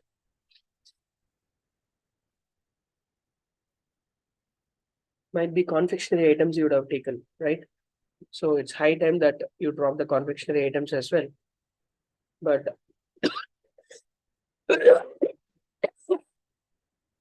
otherwise, I don't find anything. It's close to us. So guys, with this, ITC chapter is also coming to an end. Please make a note. Your examination question is surrounding block credit and eligibility conditions. It is not going to be anywhere else. It's not going to be anywhere else, right? So where we stand now, exactly, 3.5 hours into the session, we completed value of supply, we completed ITC. Next one, I'll be taking up with respect to payment of tax, wherein we'll be discussing on few amendments, and straight away, I'll be calculating you I'll be teaching you the overall adjustment problem. This is the basics from payment chapter, and I'll also be taking the interest component around. And after that, I'll come to composition scheme supply. There is a latest sensational problem, which is getting evolved in composition scheme supply. We will be discussing about that model of problem. We'll be discussing about that model of problem.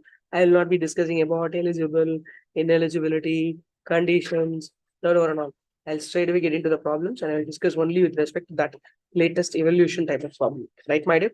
So let's go ahead and have a break and let's reorganize by 10:15. Okay, my dear? Thank you so much.